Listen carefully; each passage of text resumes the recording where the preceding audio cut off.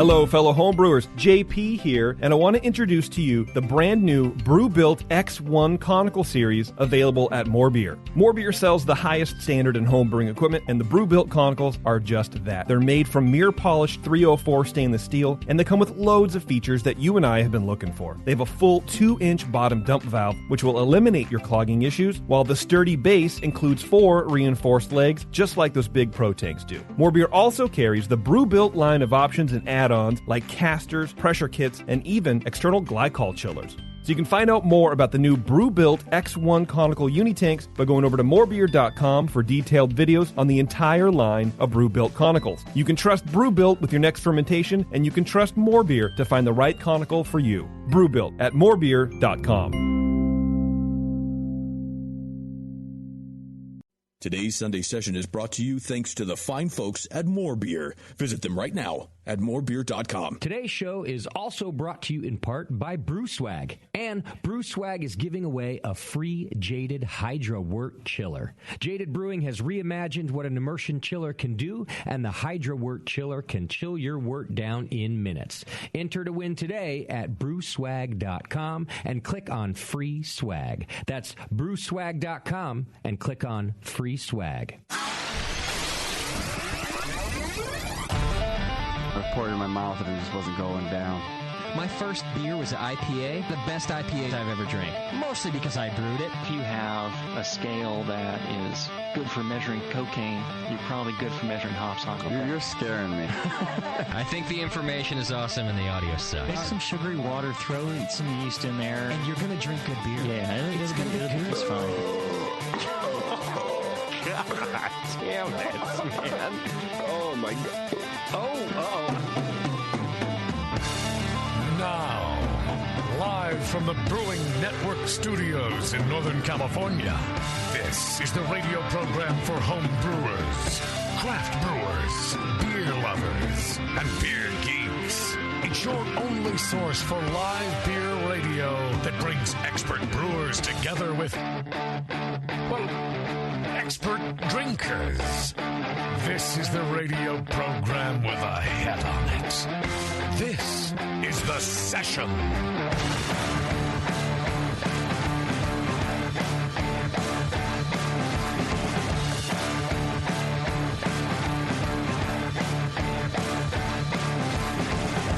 Welcome, everybody. This is The Session. Today is Monday. The month is December.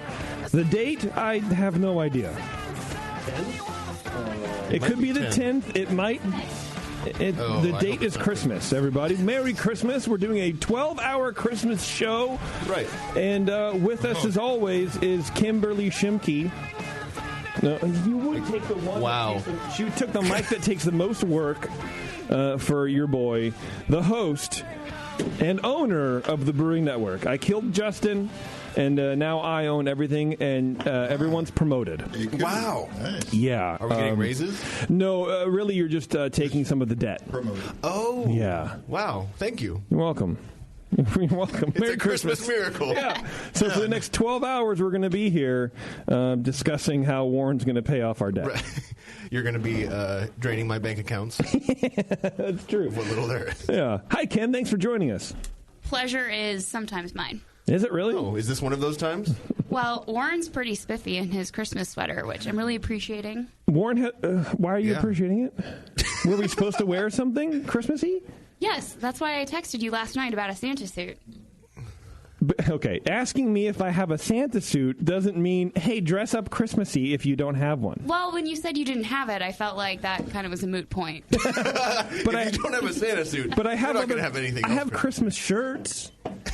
I have those Christmas sweaters I helped design. They're, those are, I had one I could have put on. Well, guess what? I didn't get the memo. How did Warren get the memo? And I didn't get the memo. I mean, I said I was going to do it last week because I thought, well, since you're the host, now it's my job to be the one with the Christmas attire. Oh, dude, that's how we do. We pass the Christmas torch. Yeah, whoever sits in this chair is sitting on the Christmas torch.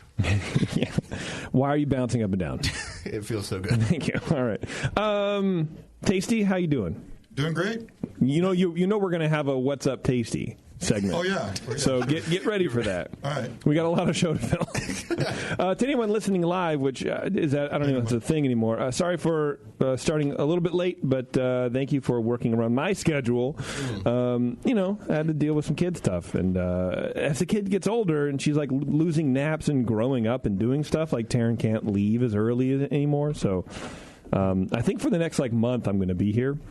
Okay. In the host chair. So I think through January, shows are going to start at 7. Random times. Well, isn't there just one more show? Through January. Oh, all the way through January. Yeah, I think so. Yeah, okay. I think Justin's going to be hanging out in Colorado doing whatever he does, probably going to some national monuments or... climbing some 14ers.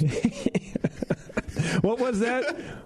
Because it just sounds like he's going to be hanging out at the middle school. But what's a 14er again? Those are mountains that are above 14,000 feet, I think. That's right. He's going to do the 14er punch card. He has a punch card. He's going to go around and make sure that he hits them all. He's going to smoke a pack on top of each 14er. Look, man, you don't really find cloves a lot. I remember when Justin, remember that, Bev, when Justin first kind of started the Brewing Network? He was smoking cloves. I do remember that. That was his thought thing. He was French. It was a good time, man. I used to smoke cloves in high school, a couple times with the drama kids. You're like, I'm going to my mom's bathroom and smoking potpourri. It was real weird. But do cloves have any nicotine, or is it just to burn incense in your face? I don't know. It is kind of like just smoking incense, isn't it? Do clove cigarettes have nicotine?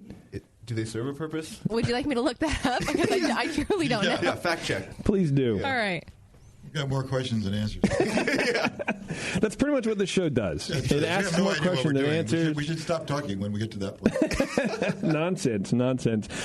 Speaking of nonsense, this show is brought to you by More Beer. Yes. The good folks at More Beer want to help you brew better beer and consistent beer and all that kind of fun stuff. So check them out, morebeer.com. They have what's called Viking Malt, which I think that they just went... I don't know. I just made something up. Hailing from Northern Europe, Viking Malt is a family-owned malt house since 1883 and is the largest specialty malt producer in the world. What do you think about it? Really? Think about all the specialty malts we've ever talked about on the show. Yeah. And you go to the homebrew shops, you read recipes and all this kind of stuff. I've never heard of it. Right. Never heard of them. I've never seen a Victory Crystal 40. Right. But apparently they're the largest specialty malt producer in the world. Huh. Apparently, the world is larger than America, and I don't know that to be true, but that's a rumor. It might be a QAnon thing, but Well, I think it recently just got bigger than the Bay Area. So, oh shit, we're growing exponentially. Yeah, the world is growing. That's weird. I don't like that. Their base malts are malted from no-lox varietals that do not contain the enzymes lipooxygenase, which leads to trans-2-nonal in beer. But I'm fine with trans-2-nonal because I support anything trans. All right. I'm that way. It's responsible for the stale cardboard flavor. So head over to morebeer.com and brew with ingredients from the future. Studies have shown that clove cigarettes deliver more nicotine, carbon monoxide, and tar than regular cigarettes. Of course they do. Wow. Okay, so it is more than just perfume in your face. The internet said it, so it has to be true. So honestly, if you want to smoke because you like the nicotine, you should be smoking clove cigarettes, or else you're kind of half-assing it. It's like when you slit your wrists, you're going across rather than down. If you go across, it's a cry for help. That's what it is. If you're smoking regular cigarettes and not cloves, it's just a cry for help. Well, and it's you hate people and don't want them to be standing near you by making it stink instead of smoking. Whereas people who smoke clove cigarettes are people? Yeah, right. Yeah. All right.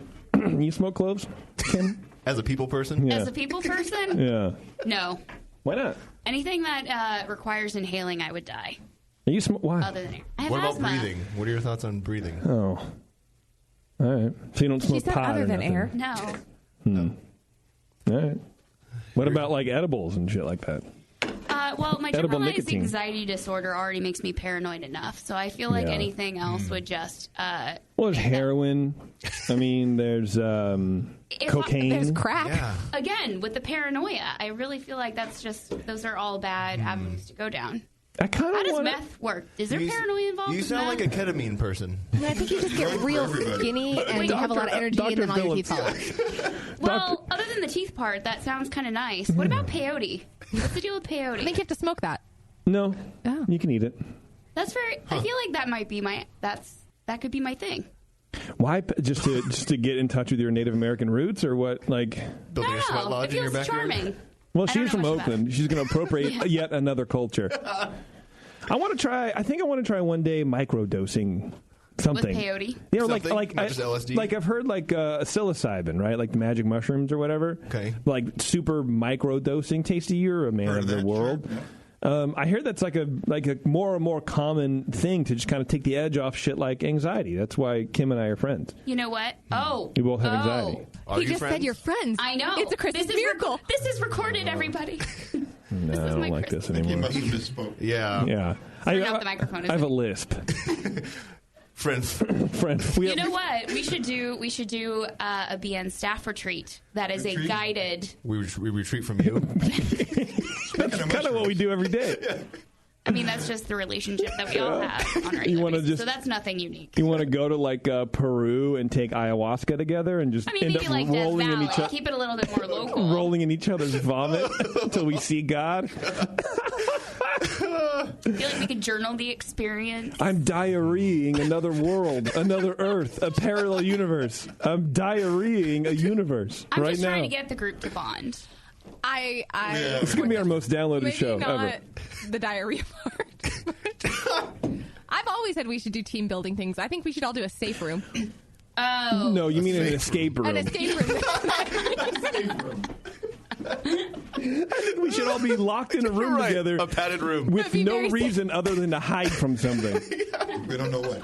Our feelings. An escape room. Yeah. I think it'd be fun. I think it'd be fun too, man. I guess. I don't think we'd get out. I actually that's proposed true. the idea We'd to run out of Justin beer. a while back People about in like there. a staff retreat. And he's like, oh, it's not really in the budget. And I'm like, no, I have free ideas. Here's all my free ideas. And I never heard back from him ever again. Oh, I've said stuff too for years. It's like, and then when the Hop Grenade opened, suddenly they do, it's Hop Grenade staff day at a Russian River. That didn't cost any money. What's going on? Why is should the write a volume weird for strong anybody word else? letter. No, it's No, weird. I don't think so. Look, we don't. This is our bonding, is work.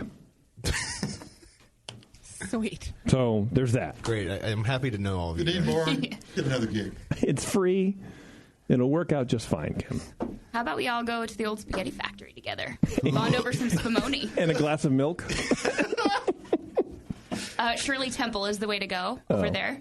And we could Stay all- classy. We could all color Surely. our placemats. Whoever stays inside the lines wins.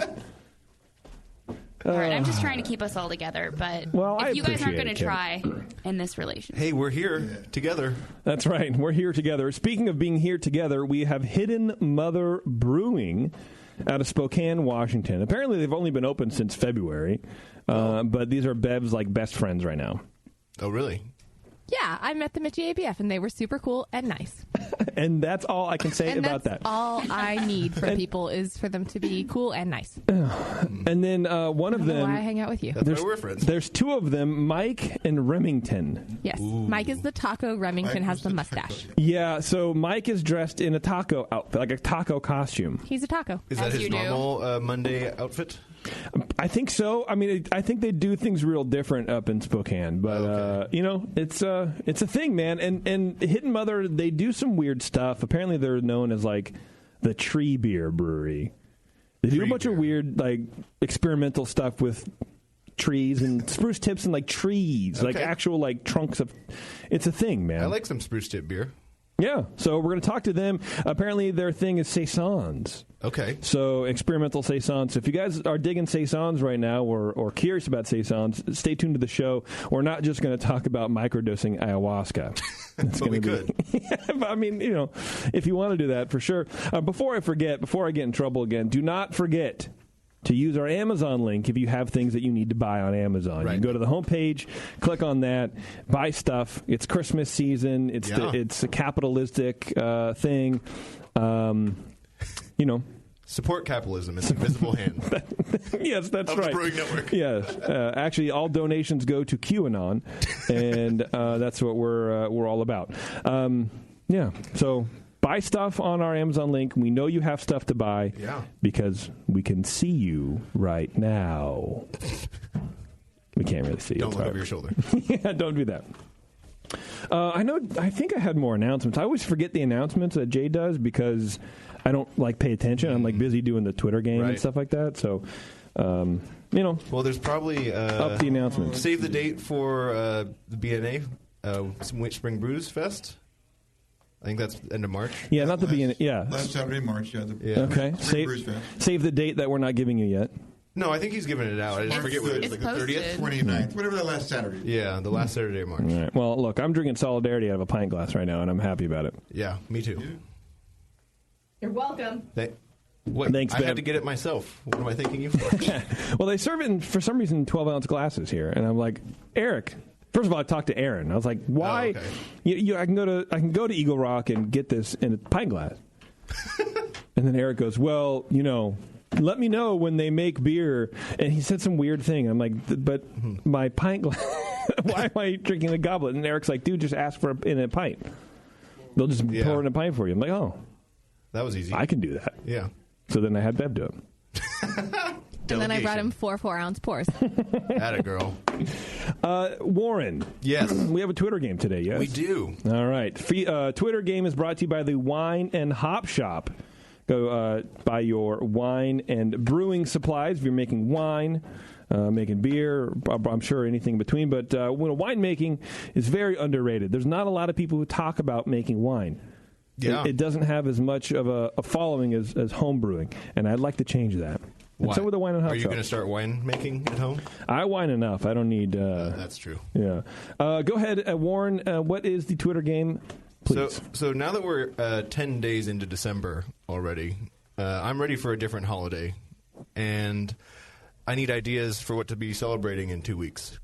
So instead of Christmas on the 25th, I'm going to be celebrating whatever the fine folks on Twitter have to say. Oh, okay. I need a new holiday. I'm bored with Christmas. It's been the As same he for the says last in his couple hundred Christmas years. sweater. Yeah, Warren has an ugly sweater. And that's real weird. But, okay, Twitter game today. Warren is tired of Christmas. Give him a new holiday to celebrate. Please and thank you. Hey, tired of Christmas, man. So good. I love Christmas. But you know what I hate about Christmas? Let me tell you what I hate about Christmas. Everything. Yeah. I hate that I love it. No, I hate getting gifts. Yeah. Because inevitably, I feel like when I get a gift, it's never what I want. And so then where my brain goes is, oh, this person doesn't know who I am. And I don't like that I do that, but this is why are you... Kim's glaring at me with her, doll eyes that are just black, crossed arms, like I'm done. You know what's really unfortunate about this is I totally know what you're saying because my coworkers, I only have one decoration in my office. One decoration, and it is a dog calendar. And so the only thing that people should know about me, that they should gather, and I've been there for 6.5 years, mind you, is that I love dogs. And I get a birthday card, and it's a cat card. Fuck yeah. And I just sat there, and I'm like, nope, I feel like that's on purpose. Yeah. Are you sure that's not on purpose? I would do that on purpose. If it was, I could appreciate it. My money would never go to support the dog conspiracy that is going on in this country. Not everything should be dogs. Not everything should be cats. No, but if there's you a love healthy dogs, balance. it should freaking be dogs. Well, I appreciate that you are vibing with what I'm saying because, for example, I do a Disney podcast with Beverly and a couple other people who will remain nameless. EarsUpPodcast.com. You should check it out. And ever since that kind of podcast started, I get nothing but Disney-themed shit. Because people think I'm a huge Disney fan, and I'm not. You're a super fan. I'm a super fan. He's already got all that shit anyway. Right, yeah. Why do I need doubles of Mickey Mouse earrings? I don't. I have a set. You could get another piercing in your ear. And then we're all my Prince Albert. Yeah. Taryn's aunt, super sweet lady, got me a pair of custom, mind you, because the Vans are run real small for me. Yes. So I need a 14. Okay. You can only order those online, and they're like Mickey Mouse themed Vans. Never going to wear them. Never going to wear those. I think she confused my shoe size with my age. I'm never going to wear them. Oh, she got you a 41? And I feel real bad because she's super nice, but it's and this is kind of a theme. And so then I write a list of my Christmas gifts, and I go, this is what I want. And I give it to people. Still make a Christmas list. Because people ask. You should see some of the weird shit that I get. If I don't tell people, this is kind of what I'm interested in. And it's mainly like socks and underwear because I don't want anything. I have a kid. I feel weird. What do I need? A Bose sound system? No, I don't. Right. Who's going to buy you that? That's expensive. Nobody, right? And then, so come to find out, Taryn doesn't even send the fucking list to her family. So I know I'm going to get more Disney, markers or something like that because I'm a child. Well, and you don't think it's weird that as a 40-something, you're still making Christmas lists? No. No, okay. Because they're asked. It's right. Thank you. I'm not writing Santa Claus for God's sake. Okay. I'm sliding into Mrs. Claus DMs. Oh, all right. Saying he wants to Mickey Mouse socks. He's trying to put it on his list. That's one of my list of grievances with Christmas is the weird social obligations of gift giving and things like that. I mean, we used to trade gifts and then we don't anymore, and I'm okay with it. It's fine. Right. We're adults now. But like I don't really see you anymore. Yeah. So we moved away. So I'm like fine with it. Yeah. I don't give Bev anything. I see you often, but I'm not buying you a gift. I just want to be clear. I'm buying you a gift. Oh shit. I'm buying, but you don't have to buy me anything. Mine is a good gift. But I buy your stupid kid a gift. I bought your kid a gift because I feel like when you have kids and your friends have kids, that's what you do. You buy kid gifts. You don't buy parent gifts. Is it a size 14 Mickey Mouse shoe? It is. Hell yeah. I'm excited about it. I don't know, man. Christmas is weird, dude. Can't you just re-gift some of those 14-size shoes? To whom? To whomst? I don't know. Some other friend that doesn't send out a list? Someone else who's has size 14 Vans? Right. Yeah, can you send me your list? I'll send you my list. Send me your list. It's a lot of tiki stuff, honestly, right now. Well, actually, that doesn't surprise me at all. Yeah, well, because we want to turn our dining room into like a tiki room. Oh, cool. Yeah, I guess. I don't know. Good idea. No, I mean, a dining room is boring. They got a tiki and lounge. we never fucking use it because, we eat on the couch, and then if we don't eat on the couch, we have a nook. We have the table, and we don't have dinner parties. The most people we've ever had over to eat is 4. Well, aren't the Rainforest Cafes shutting down? I feel like you could get a pretty good deal. Open back up. It's opening back up. Oh, really? Yeah. Oh. Because that whole downtown Disney hotel. Fill the China cabinet with tiki mugs. It'd be great. Yeah, I have a whole thing. I got a whole thing. Great. So I'll send you my list, Bev. It'll be fine. Excellent. You can give the gift of therapy. You'll give me that? You can buy 6 sessions. They're package deals. Man, can you imagine? I'm sure there are therapists out there that have gift cards, right? I mean, come on. Yeah. Come on. Do you make an online registry so that way people can just go to Target.com? No, I make a Google Doc and then I give it to Taryn and then I expect her to hand it out to her family. But I'm going to get some dumb coat. I know I'm going to get something or a bottle of vodka, and it's like, why? I heard you like tiki drinks. Here's some vodka. Here's a 6-pack of beer. Why am I getting all these stupid gifts? Maybe they just know you better than you know yourself. They're giving you what you need. Shit. Not what you want. Vodka. Here's a bottle of vodka. It's what you need. Here's a bottle of vodka and a razor blade. And divorce papers. Kidding.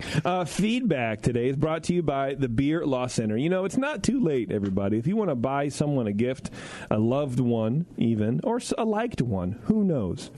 A tolerated one. Yes, you can go actually to our Amazon link. Go to Amazon and buy the Beer Law Center Beer Law book. Oh. What do you think of that? That's helping us out twice. I think so, too. So feedback today is brought to you by Beer Law Center. John helps us out with our logo that gets ripped off apparently a lot. I don't know about it. Jay just kind of keeps it all, I don't need to know about it, but so I can't give you any specifics, which is probably why I don't know about it, because I would just sit here and name all the people that are stealing the friggin' logo. But air your grievances. Yeah. This first one is from Chris, and it's entitled Janet's Brown Ale. So, Tasty? Yep. This one's for you, bud. Yeah. See, I was going to say something like, all right, someone poke Tasty, wake him up, but I didn't want to be insulting. But I wanted to ask you about Tasty's Janet's Brown Ale BJCP category. On the session with Civil Life Brewing Company, Justin mentioned that the brown ale you were tasting was similar to Tasty's Janet's Brown. Tasty quickly denied the comparison, stating that Janet's was more of a brown IPA, not really a brown ale per se. So the question I have is, in the book Brewing Classic Styles, Jamil and John Palmer have Tasty's recipe as an example of an American brown ale. Just curious if it fits the style guidelines and would be worth entering in a competition under another category. Has Janet's Brown Ale won competitions in the American brown ale category? I just started to fall in love with the style and was going to make this recipe. Just wanted some clarification. Thanks for everything you guys do, and maybe Jamil will be a guest on the show in the near future. Chris. Nice. Jamil.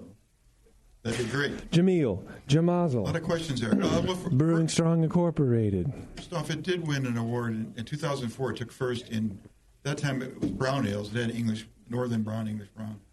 Northern Southern Brown. Then it had American Brown in the same category. So it took first in that category as an American Brown Ale. Okay. At 6.5%, really, really bold. And I got some word from the judging floor that there was a lot of confusion about that beer. Somebody was thinking it might be more like a porter than an American Brown. I think what's generally construed as an American Brown Ale today, I don't think the beer would have placed in the American Brown Ale category. Interesting. Now, he mentioned the BJCP guideline. The only BJCP guideline that mentions Janus Brown Ale is in the IPA category, the brown IPA. It's got Russian River Janus Brown Ale as a classic example, which, of course, is kind of silly because it's the season. It's a one-off, like a collaboration beer, which we used to do once a year, but we missed a couple of years now. Yeah. Anyway, so you can't even get the beer. So, what's the purpose of a classic example if you can't get one and see if you can make it? I'm sure there's a bunch of them out there. Yeah. You can't get it. Right. So, I would go ahead and take the Janus Brown Ale recipe, and I would just make it at more like 6% or 5.8 or something like that. Drop the ABV. Yes, lower the ABV on and then it would be American Brown. Right. You think? You wouldn't have to change the hops, or would you? Lower I would lower the IBUs to match. You mean change like style hops? Well, I just meant the intensity. If he's putting it in the brown IPA category, if you want it to be a brown ale, I would imagine you'd want to lower that. You want it to generally be balanced. Now, when I make I mentioned this back on that last show, I make a session version of it, but it's got the same 65 IBUs as the regular version has. I just put more body into the beer by using a lot of low-level crystal and a high mash temperature, and I have the body to match a 6.5% beer. But that's the way I can put the hops in to match it. Oh, okay. You get all that, Warren? I got it. All right. Hopefully Chris did. Well, I just say go ahead and make a traditional, 6% brown ale, and it'd be great. Okay. Yeah. Hell yeah. Chris, well, hey, man, good luck. God bless. Good luck. Kim, do you want to chime in on that? You have something to say about the brown ale category? Yeah, I heard all the words, and I feel like I know all those words. I don't know all those words put together. Yeah, same. Well, that was it for feedback, everybody. What? Really? Yeah. I mean, you're getting better? Yeah. Yes. Why, am I sick? What have you heard? Read the complaint letter. What's going on? Yeah. No, that was it, man. There's not a whole lot of... We don't get a whole lot of feedback lately, Kim. You should write in feedback, Kim. Should we give each other feedback? Yeah, a 1-minute positivity session? So. Oh, no. Warren, That's I so like much your work. sweater. Okay. Is this a compliment You sandwich? dressed yourself very well today. Yeah. I put it on the right direction. Yeah. The shoulder Right side pads out. are a nice touch. Yeah. It's Candy's. I stole it. Is it really? Probably. They're shoulder pads, right? You're going to stretch it out. Yeah. With those broad shoulders of You're yours. welcome. Swimmer's shoulders. Don't worry, I'll flex later and rip it off. Please do. I fucking hope you do that. That'd be amazing.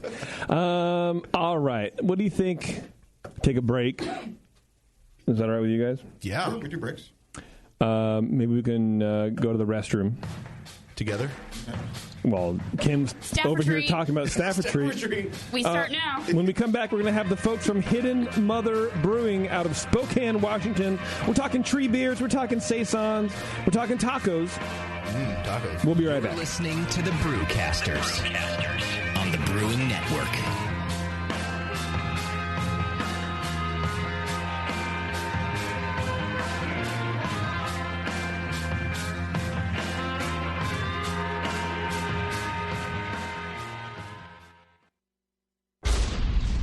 The 21st Amendment. Watch out! Do you like beer? They make beer. Watch out! Do you like friends and fun?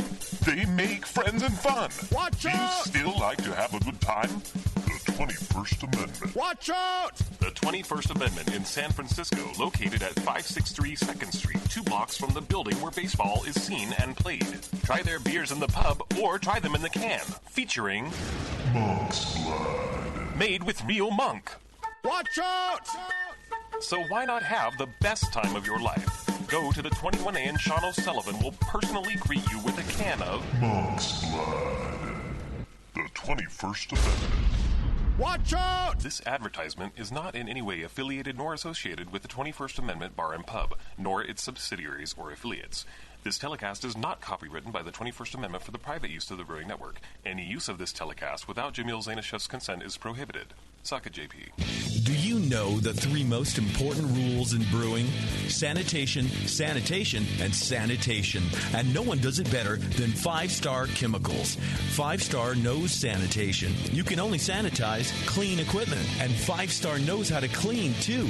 For craft brewers and home brewers, 5-Star has what you need to keep your fermenters, serving tanks, kegs, and draft lines sparkling and free of any beer-spoiling bacteria. PBW, caustic, acid cleaners, Star Sand, SaniClean, lubricants and defoamers, pH stabilizers, and more. 5-Star Chemicals has cleaning supplies, safety supplies, heat exchangers, pumps, hoses, and valves. And 5-Star is proud to offer eco-friendly products that exceed customer expectations. If you have a cleaning problem, you need the 5-Star solution. Visit 5starchemicals.com or call 800-782-7019. 800-782-7019 and get the 5-Star treatment today.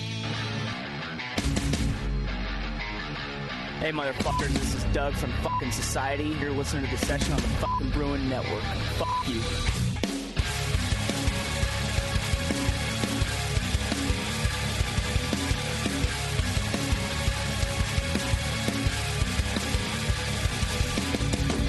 All right, welcome back, everybody. Thanks for hanging out. Before we get to the Hidden Mother Brewery, I want to tell you guys about the Branding Brews podcast. It's a deep inside look at everything that revolves around branding and marketing a brewery. Branding Brews interviews industry professionals covering in-depth strategies and topics like labels, packagings, websites, social media contents, trademarks, marketings, plus much more. Whether you are in sales and marketing, if you own a breweries, or you are looking to start a breweries, Branding Brews is a podcast for you. Go to brandingbrews.com or subscribe to the show wherever you like to get your podcast. I don't know why I decided to read it like an idiot, but I did. All right, we have Mike and Remington here from the Hidden Mother Brewery. How you guys doing? Doing fantastic. Get right on that god. There you Right go. up There on we the go. mic. Is that close Just pull it to you. Be comfortable, man.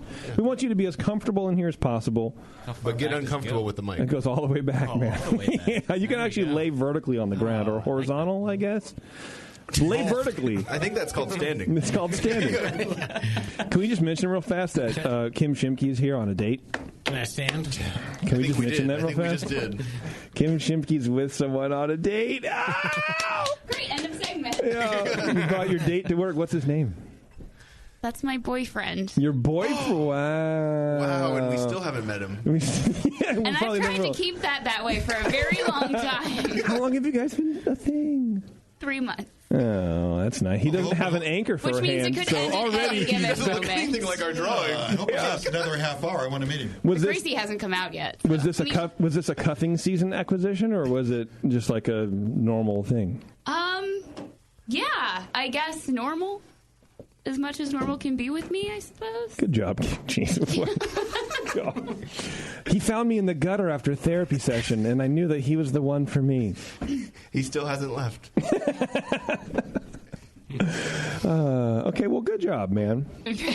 Thanks. Yeah, you're welcome. Step up from the Tinder swipes, I suppose. Well, give your thumb a rest, man. All right, so Mike and Remington, let me tell you about yourselves. I know all about you guys. Actually, I don't. There's like nothing online because you guys have only been open since February. Yeah, we're pretty much babies in the game. We're just doing our thing. We kind of came out of the gates and hit it full throttle. Yeah? We're just running. That's part of the business plan. Yeah, pretty much. Just fuck shit up. Really well thought out. And you're in Spokane, you're up in Washington, right? Yep. Initially, the whole project started off with how can we do full estate beers. So at this point, we have a bunch of hops in the ground. We're working on grains. Focus is really going towards the spontaneous beers, but in our production and everything that we've done so far, we just made a dent immediately in the market up there. So we're just making beer and cranking it out and running at capacity. Hey, full estate beer. So you're trying to grow all your ingredients on the property? Yeah. So basically, we're working on getting 2 cool ships done, and we have about 2,500 hop rhizomes in the ground now. Wow. We're working on that. You literally hit the ground, man. Yeah. I mean, it was basically a 5-year project. I sold my house in Oakland and took all the cash that I had from that, and I built the tanks with a friend out of Oakland. Wow. We built a 6-barrel system. Took about 4 years to get all that done. And then we built the structure. It was a 24-year-old kid up in northern Idaho that came down, and he and I cranked out all the construction on our building. And that whole place is going to be basically wild fermentation and just some really cool, crazy stuff. Wow. That's incredible. So you were a Bay Area kid. I didn't grow up around here. I was down here for about 12 years working at a bakery in Berkeley. Okay. All right. I mean, it's not that far of a stretch, I guess. Really not. East cultivation, it's a blast. Yeah. You sold your house in Oakland and built everything out of Teslas, I would imagine, because the housing market out of here is pretty good. That's crazy. So this is a project that you've been working on for a long time. Yep. It's been a while. Wow. How'd you meet Remington over here? So Remington's dad was he was a liquor rep, and I was running a tap house called Crafted Tap House up in Coeur d'Alene. Okay. When they kicked off, I was in charge of their beverage and all their liquid that was going in there. It was 50 taps. It went to 90 taps, and I really took it as like God.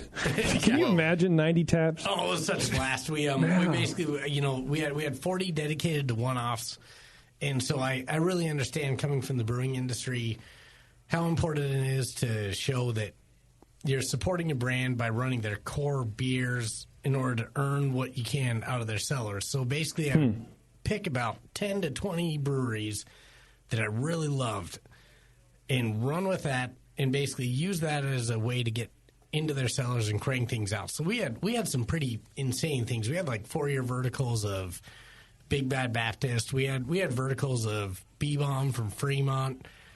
I mean, it just some really crazy things, and a lot of that was basically because we ran those companies correctly. Okay, so you're saying that your model was to get their cores, and then you could have access to stuff that maybe other people don't. Well, it's more just don't. Is that right? Don't try to cherry pick everything that everyone's after. It's more yeah, and show basically show that you support a brand in the right way. I mean, from a buyer's standpoint, a lot of people are really looking at it from how can I get this and get something out of it. What I looked at it as is how do we create a really good partnership and work off of each other to build something beautiful and run with it. Wow. So we did. It was pretty badass. I mean, we did 24 Firkins in one day. It was like we went nuts on this. And there's a market for that in Coeur d'Alene. You know, I don't know. Was Idaho? Where's Coeur d'Alene? I don't know where the fuck Coeur d'Alene. I'm stupid. It's just outside of Spokane, Washington. Yeah, Idaho, same thing, right? At this point. Yeah. All right. I mean, it's a lot of that stuff is how can you artistically execute an idea and run with it? And it doesn't seem like that is an area that would be, I don't know, could put up a 90 tap bar. I mean, that seems crazy, especially with Firkins. I mean, it's insane. It's when I started that project, no one up there even knew what a sour beer was. I was walking into a Bud Light culture, like a Bud Light, Coors Light culture, that basically these people had no idea what they were doing. And within a year, I introduced sours to that just by basically bringing in Anderson Valley and running with something that's sort of like a good intro, like here you go. Yeah. Running to the point where we had stuff from Belgium. I mean, we didn't have any of the really crazy rare stuff, but we were able to do some pretty dang cool Flemish reds or browns, and we had a 9-tap takeover immediately out of the gates on straight sours. Dude, a sour brown ale in a Bud Light County, like that seems. It worked. It turned everyone. How long ago was that?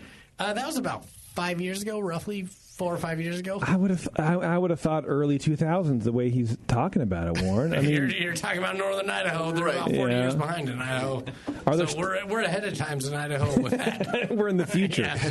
Are there still pockets like that you think that craft can sort of infiltrate and convert, I suppose, and have it be have it work out? Well, in my opinion, absolutely. I think when you look at these markets, it's really funny because we're expanding at a really super fast rate. We're getting 60 barrel fermenters.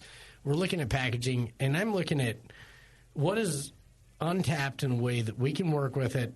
And I'm not scared to bring in sand to the beach with any of these markets that are saturated. So I'd love to be in the Bay Area, Portland, Seattle, all these places that have good beer spots. But the other side of it is, how do you guarantee a sale that's going to be able to move your beer? And how do you do it in a way that someone else hasn't done? And a lot of that is you hit the ground, you go out, you rep it, you really, really show your beer in the way that it's supposed to be shown. But the other side of that is you really have to pick these markets correctly. And I think a lot of these markets that haven't been hit with rapid growth in the brewery industry, if you can hit them correctly and you can really do it in a way that I guess just hits the right timing and you can persuade people to move from a Bud Light into what you're doing. Yeah. As long as you're creating an approachable beer, you're totally fine.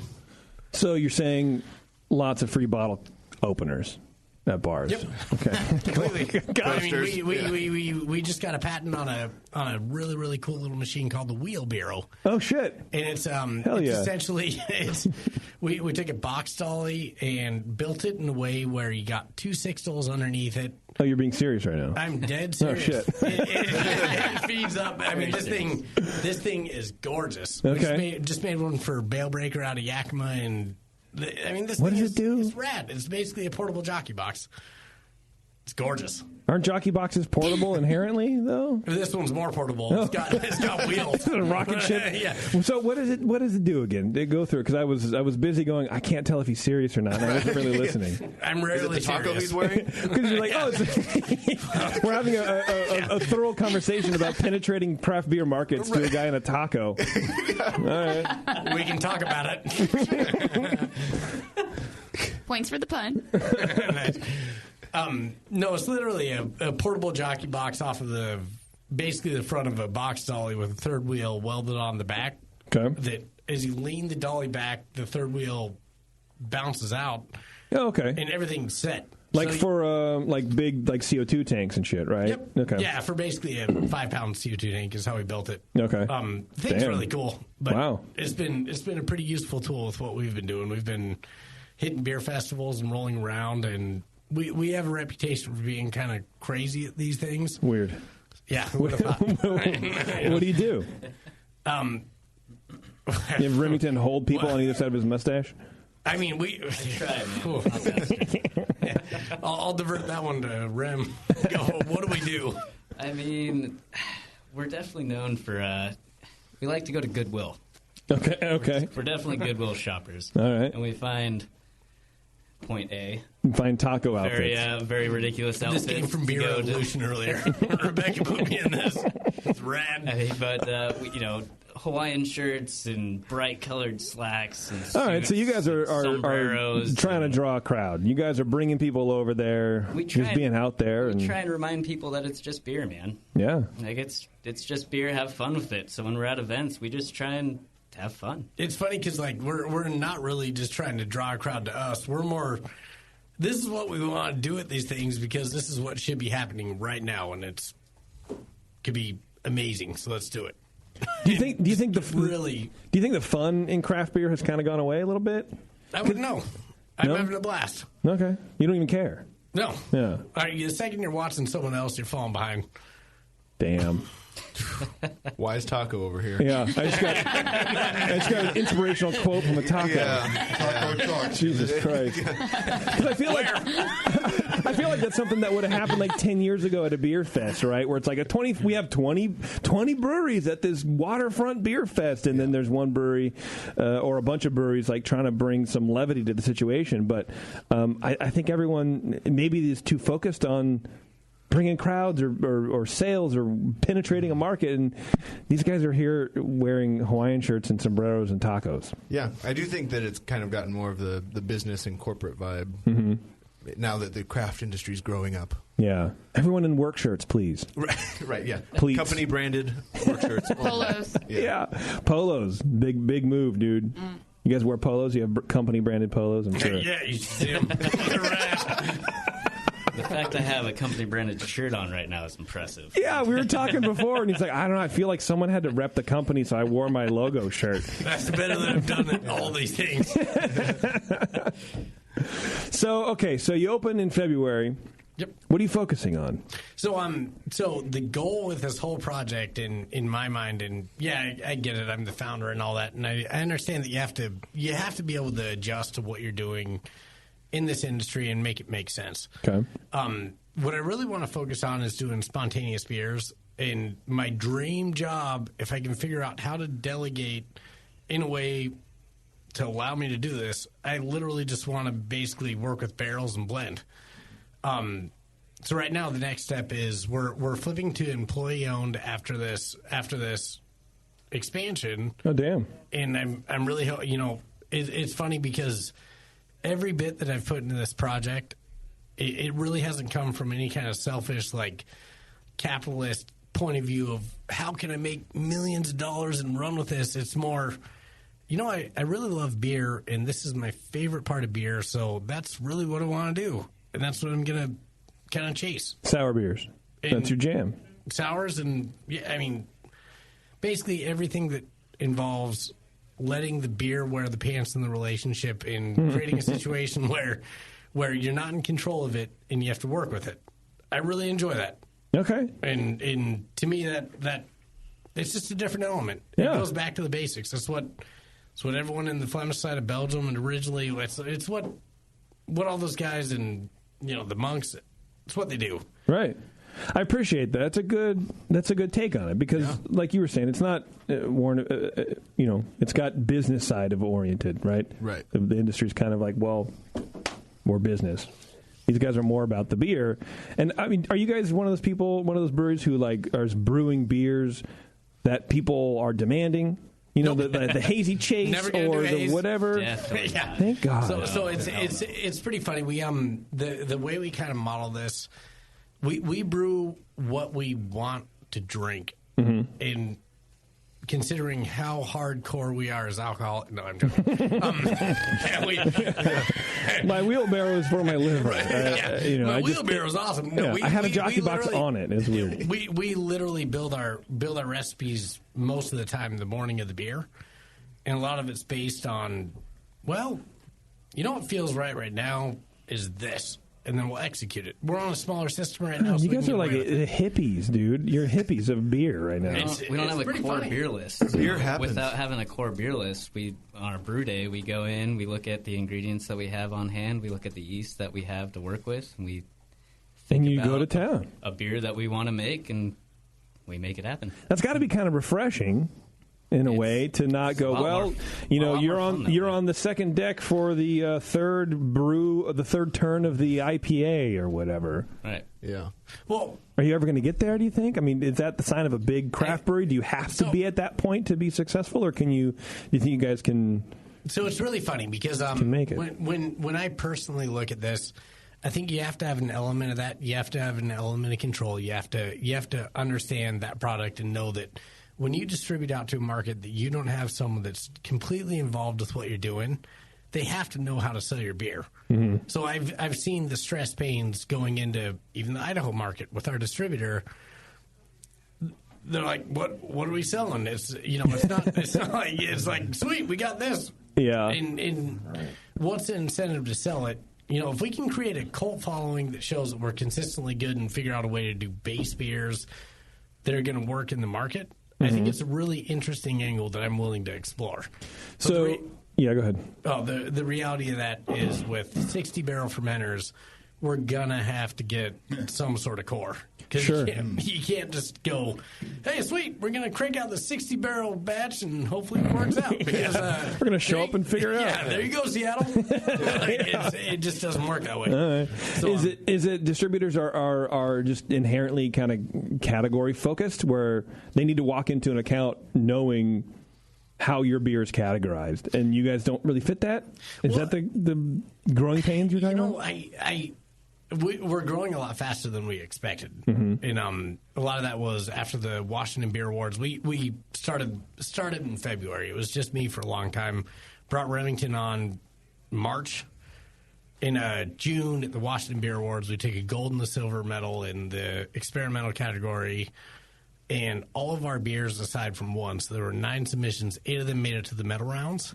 Wow! And going from like 25th in the lineup in on the Friday before we started, like when they basically from Friday to Sunday, we became the most visited stand at the Washington Beer Awards, and that just kind of opened our eyes to, sweet, we got to do something. It's like we got to be able to feed this market because there's a lot of demand. Do you expect that? I mean, did you go in expecting to get some sort of buzz around what you're doing, or did you even think about it? Like, I would be totally not thinking about it because I hate myself. It's funny. We're not a competition brewery. Mm-hmm. We really love what we're doing, and when we go to those things, honestly, we're just having a blast. And by doing that, I think we represent our brand better than trying to sell it.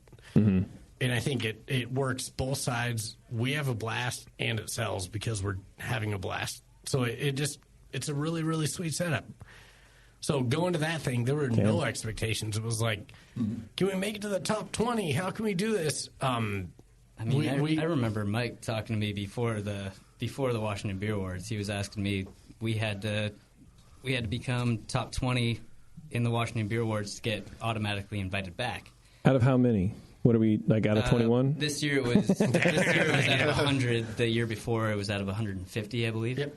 So out of 100, you need to be in the top 20 to be invited back. To automatically be invited back. You're not I remember Yeah. he hit me up and it was like, we gotta do something crazy to get people to come to our stand. No one knows who we are. We're so new. So we actually shit in every bottle. It was weird. You should have seen it. Everyone else's beer. It's amazing what bacteria you can pull off of shit. It's insane. No one knew. We're not on the air. Right? Joke's on them. Who would have thought? Yeah. So we made a hazy pilsner. Yeah. I want to punch you. Get out of my studio right now. How dare you? How dare you sully the best beers on here? No, but it actually turned out to be the number 1 selling beer at the entire festival. We made a pomegranate lime pilsner, and we put worm salt on the rim. Worm salt? Worm salt. What is that? So it's basically salt with organic agave worms cured in it. And what it does is it... What's an agave worm? So do you know mezcal? Yeah. The worm that's inside there, it's the same worm, but they basically cure it in salt. Okay. All right. The worm that feeds off the agave plant its entire life, and then they cure it in salt and make a salt out of it. Yeah, that actually sounds fucking tasty. Oh, man. It's delicious. Wait, does it have a worm character? Right, yeah. What does the worm taste like? More closely described as earth. Side by side, worm, no worm. But It was pretty amazing. Basically, it's almost like a smoke element on... I'm a big fan of mushrooms, and I couldn't tell. He can guide our next retreat when we all Hey, my name is Mike, and I'll be your mushroom guide. I'll be your astral guide? Yeah, through the realms of reality and beyond, man. Look at the worms, bro. Today, we're going to make a beer out of reality, man. It'll be really great. And then, anyway. You'll be tasting your Turn aura. up, Remington. We're going to take grated aura and put it over the mash tun. It was killer. I like the literal pun there, too. Worm salt, can you buy worm salt, or did you, weirdos just go, you know what we should do? Well, you know what the motivation came from? I was in an account. So basically in the course of 2 weeks, we opened up over 30 accounts without any reputation in Spokane. And I went into one spot, and the guy, his name is Lee J. Wolfgang Juncker. He does sure. all of our artwork. Yeah. The guy is one of the best artists out there. Okay. He'll print shirts for any event that we're doing. He screen prints them. He does all this, and he's part of our team. He had mentioned that there was something called worm salt, and I'd never heard of it. Bro. So, You just microdosed everyone at the Washington Beer Awards. Well, so I rolled into a place and they had worm salt. So I got in Spokane or in Washington. In Spokane, it was a taco joint. Speaking of tacos. So why don't you talk about it? I'm doing that right now. It's fantastic. Dude, yeah, sal de guasano agave, worm salt. Huh. And this stuff is amazing. So basically, I got a margarita with worm salt. There's a little bit of heat to it. And I thought, man, we got to build a beer that works with this, or use it with a beer that works like somehow. This is because they put chili. It looks like dried Oaxacan chilies. Yep. So the one we used did not have any kind of chilies. Okay. But I think it would have been better with a chili.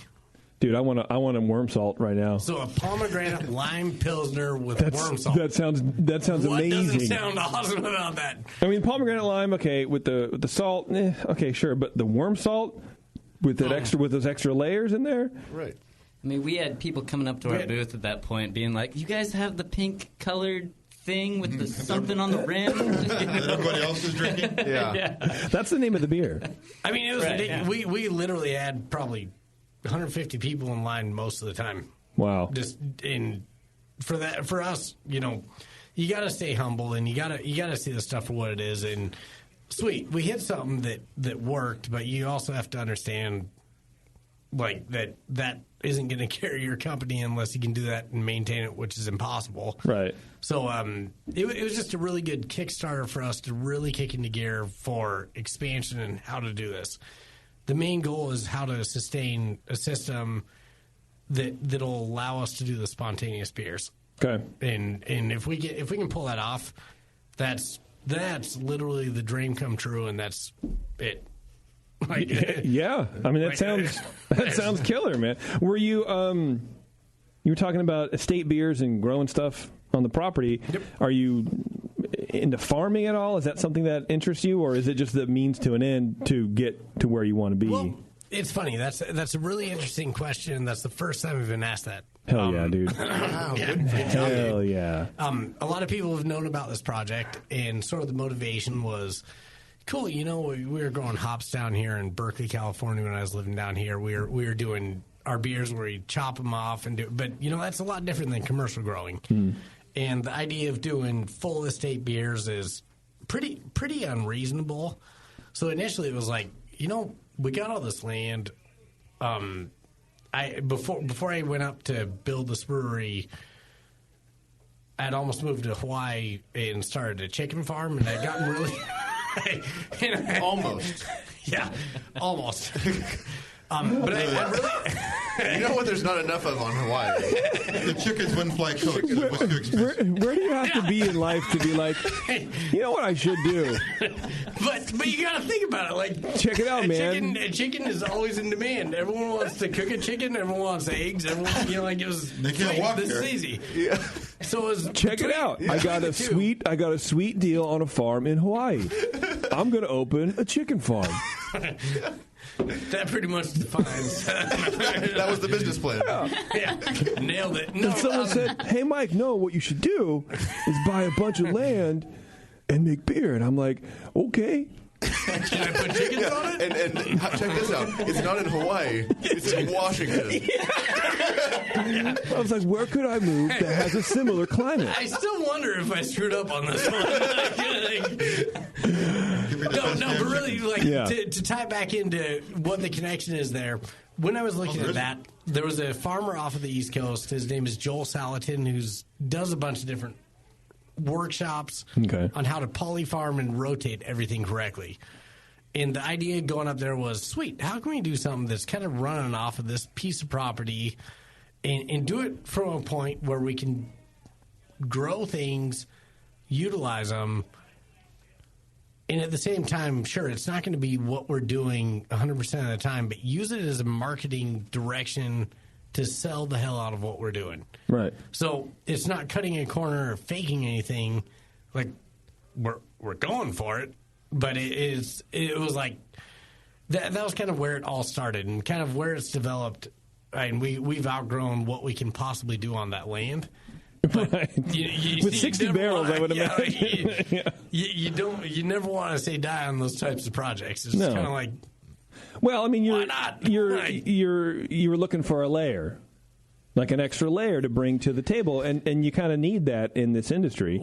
And it sounds like a beer farm essentially would be great. When you look at what Balebreaker did with their brewery inside of a hop farm, Right. if you guys are familiar with that place, just the marketing. Basically, it's Loftus Ranches up in Yakima.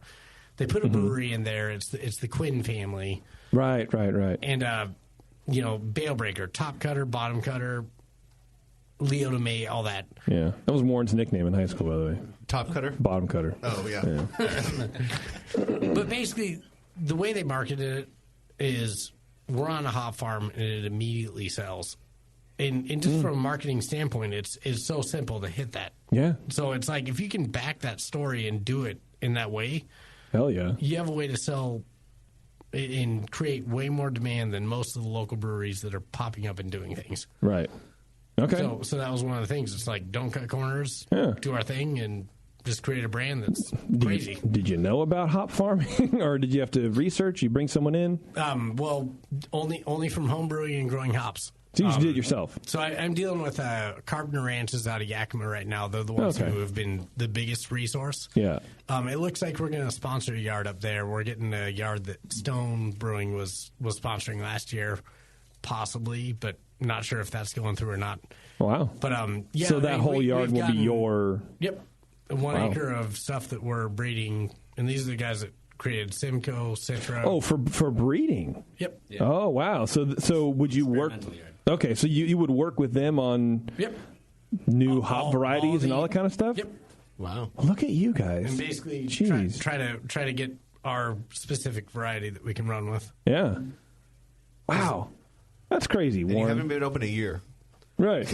Well, it's really funny because we're not even a hop forward brewery. Like, we're not even focused on hops. Your 1 acre of hops will go very far in your safe thought. Right. Yeah. It's amazing how many years I can get out of this. These hops are great, man. I grew them 14 years ago. So we have a beer in front of us, and I want to get to it a little bit before it gets any warmer than it is. But let's talk about this here for a second, and then maybe we can take a break after and have some more beers. Do the show. I like beer. Yeah. Go for it, Remington.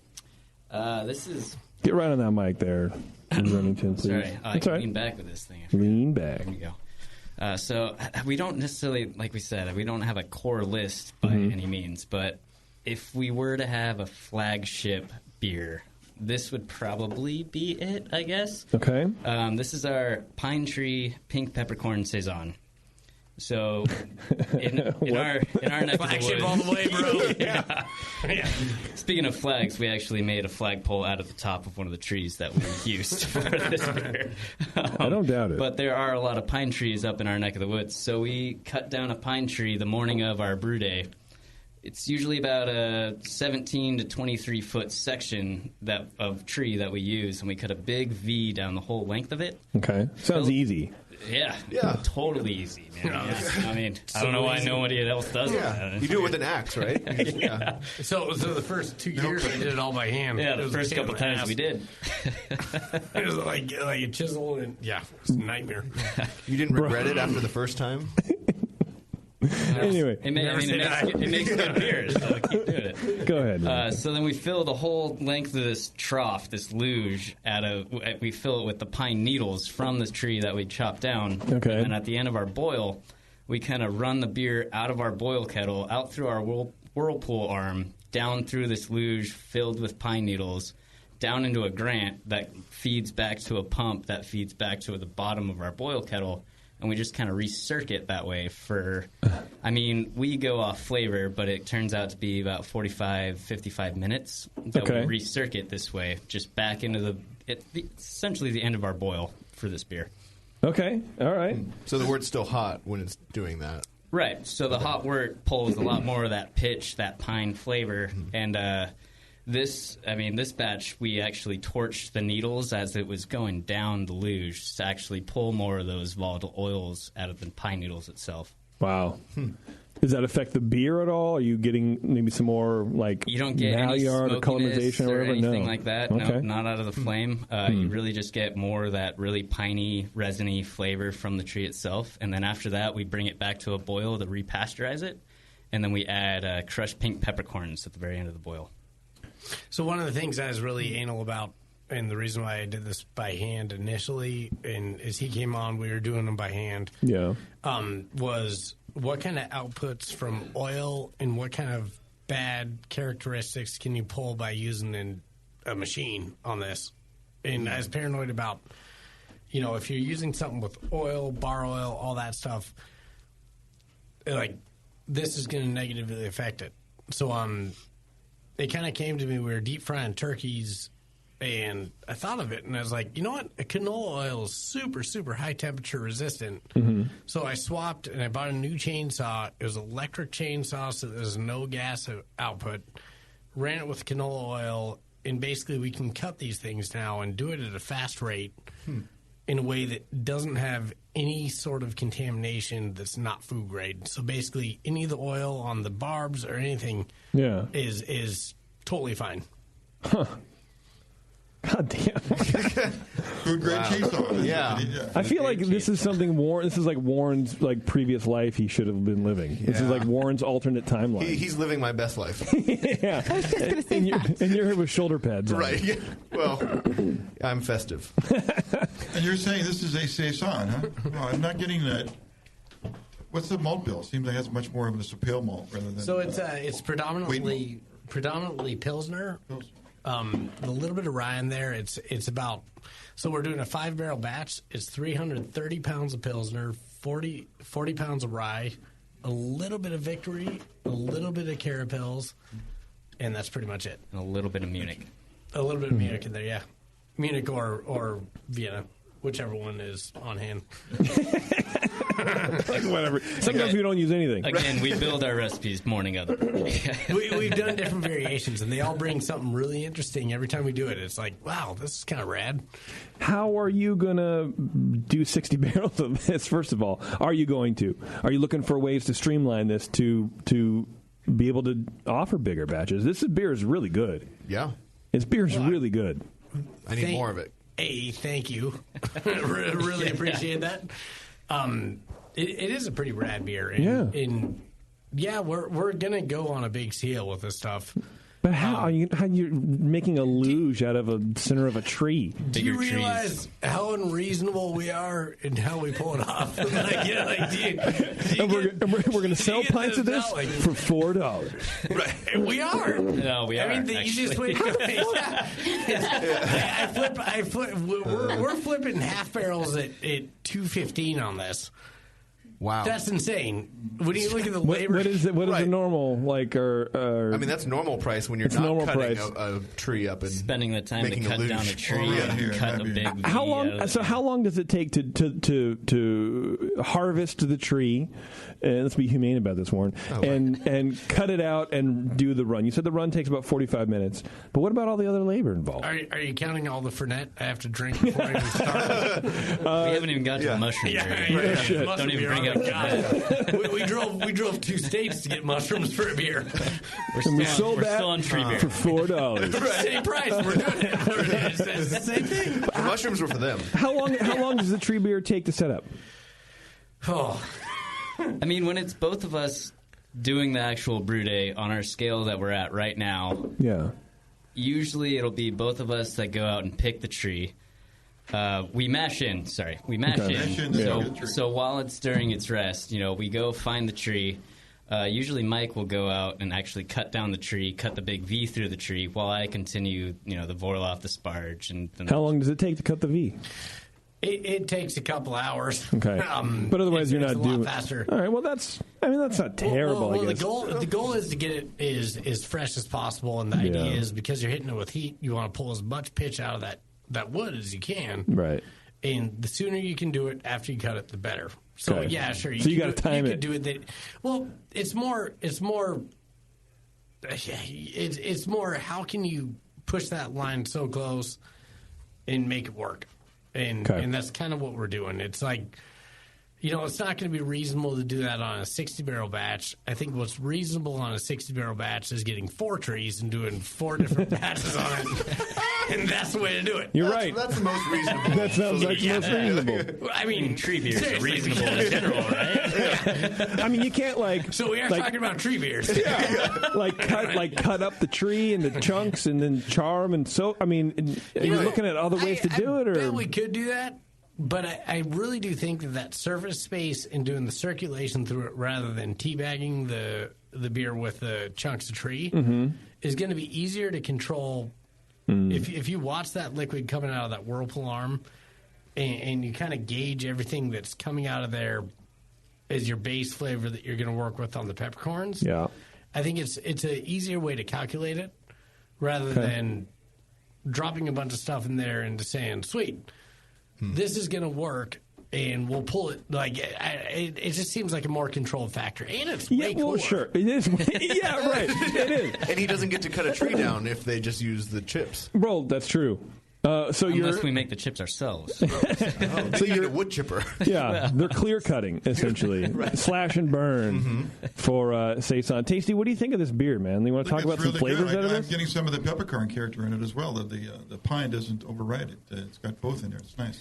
The pine is definitely more of a subtle flavor, and we use pink peppercorns more so than like a black or any other type of peppercorn because the pink peppercorns come off as more floral and a little bit sweeter. Than a black or a white or a green or a Szechuan or any other peppercorn. I don't see color, so first of all, it's beer. It's golden in color.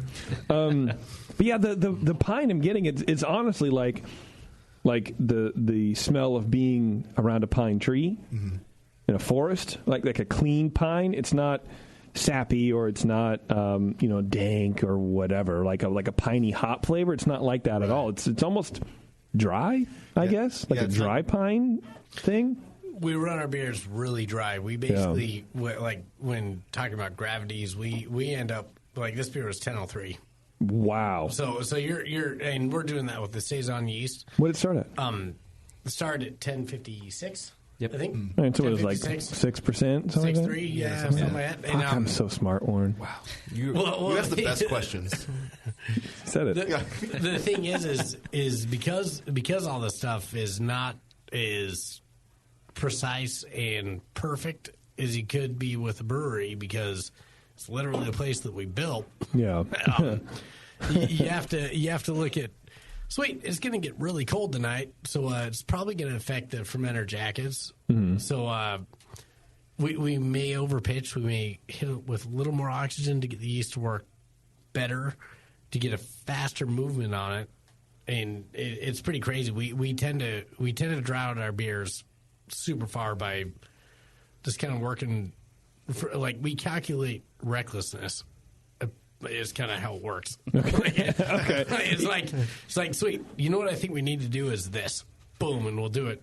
And it generally tends to work pretty well. Okay, so you're constantly playing with stuff. It's not just this is what we did last time. We're going to do it this time, and we're going to do it the same way. And if you mess up, you fix it later. You're planning for the mess up, like you said, with the temperature control and all that kind of stuff, right? And obviously, you have to you learn from everything that you're doing. So you're trying to refine it. You're trying to perfect it, but if it's going to go 20 degrees overnight compared to 60 degrees overnight, so that's making this difference. beer in the summertime versus right now up in Washington, those are things you have to account for. Sure. So it's like, how do we keep that sort of even playing field between the beers? Have you noticed the difference? Well, you heat the brewery. That's what you do. Right, yeah. You don't do that. Well, it's in the side of a barn, so it's hard to heat. Insulation is a little problem there.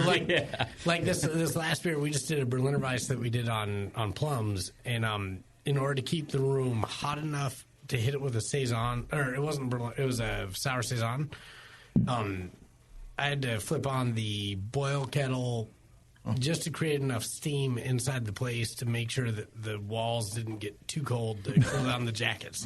Because when the jackets turn on, they're not going to warm back up, and it's like crashing out beers before they're ready.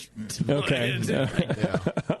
It's pretty funny. Like there's a lot of that going on. Wow. Have you noticed if you've made this beer at different seasons, have you noticed the tree kind of gives its flavors differently? That's a good question, Warren. Thank you. You're welcome. I mean, we've only been in business for less than a year, so there hasn't been a lot of seasons. They've hit 3 seasons so far. Yeah, so that's 3 opportunities. Well, the funniest thing is, we're going out in it's like people go out and they do their hop selection. It's wonderful. We do tree selection on these beers, and we're hiking around figuring out. Do you say a prayer? Branches look pretty good. Yeah. Oh, we've spotted trees too. It's like, we should use that one next time. I could just see you in your taco outfit with like a hand on up on the tree trunk, forehead maybe leaning against the trunk, and thank you, Mother Earth, for providing this tree for me today. I harvest only what I need, and I use everything that I harvest. Thank you, amen. We appreciate your sacrifice. What I really want to start doing is you could have been a paper. You could have been a Penthouse Forum magazine, but no. Instead, you're a beer. Yeah. What I really want to do is start taking the stumps and basically carving out pint glasses or something. God, I was going to say, if you don't say mugs, dude, I'm going to kick you out. So rad. Hell Can you yeah. imagine, in 40 years when someone's walking out there and I'll definitely be dead by then. With a chainsaw accident. Yeah, I'm only 22. Dead by Someone's fallen just tree. gonna be walking out like, whoa. This label is printed from the tree trunk of the tree used to make this beer. Yeah. What do you do with the trunk afterwards? So the trunk afterwards, we either make a flagpole or we burn it. Do you have a lot of flags to hang? Yeah. Our flagpoles tend to break a lot. I don't know where to go with this. No missed opportunity with this guy. No missed opportunity. Where did this guy come from? Mork from Ork's brother. Mike from Ike. I don't know. You make a flagpole out of it. All right. God damn it. All right. When life gives you a tree trunk, make a flagpole. Make a beer out of it, then run a flagpole up it. Yeah, don't forget making beer out of it first. That was a stupid question. I'm sorry I even asked.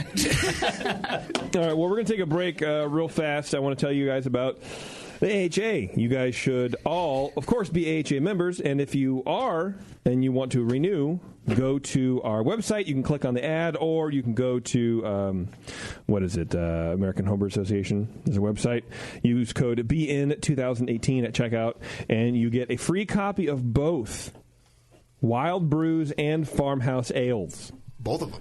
Not one or the other. Sometimes you got to choose, right? Right. Not this time. You get them both.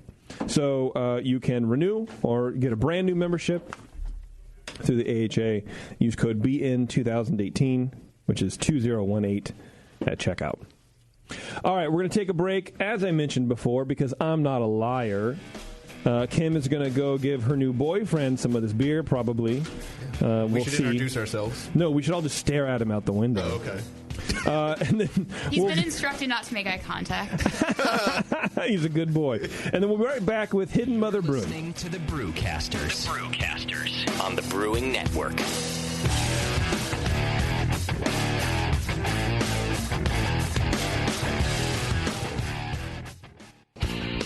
Your support of the Brewing Network means everything to us. We couldn't produce shows without you.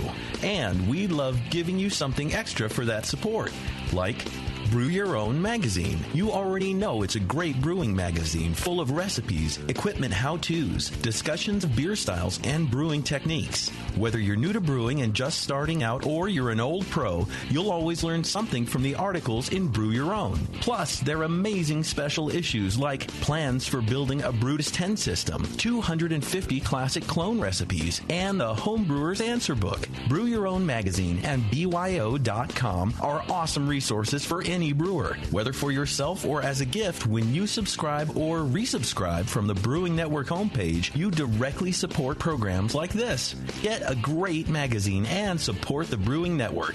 Subscribe to Brew Your Own right from thebrewingnetwork.com. Are you looking for a simple brewing system that's great for all grain brewing, but everything on the market seems to be full of compromises? Blickman Engineering has the answer. The Blickman Brew Easy All Grain Brewing System. The Brew Easy is a complete system with easy upgrades and a beautiful compact design, perfect for any size brewing location. At its core, the Brew Easy is built on two gorgeous Blickman Boilermaker brew kettles, a high-temperature March pump, and either a top-tier gas burner or the new Boil Coil electric heater. The Brew Easy adapter lid allows the pots to stack on top of each other, forming an efficient, strong, and compact brewing setup that comes in 5, 10, and 20-gallon batch sizes. Upgrade your Brew Easy system with full automated control by adding a Blickman Tower of Power temp controller, and make moving around easy with the Blickman Kettle Cart. The Brew Easy is modular. If you already own a Boilermaker kettle, you can build your Brew Easy by purchasing just the modules you need. The new Brew Easy all-grain brewing system. See it today at BlickmanEngineering.com and brew with Blickman quality on your new Brew Easy.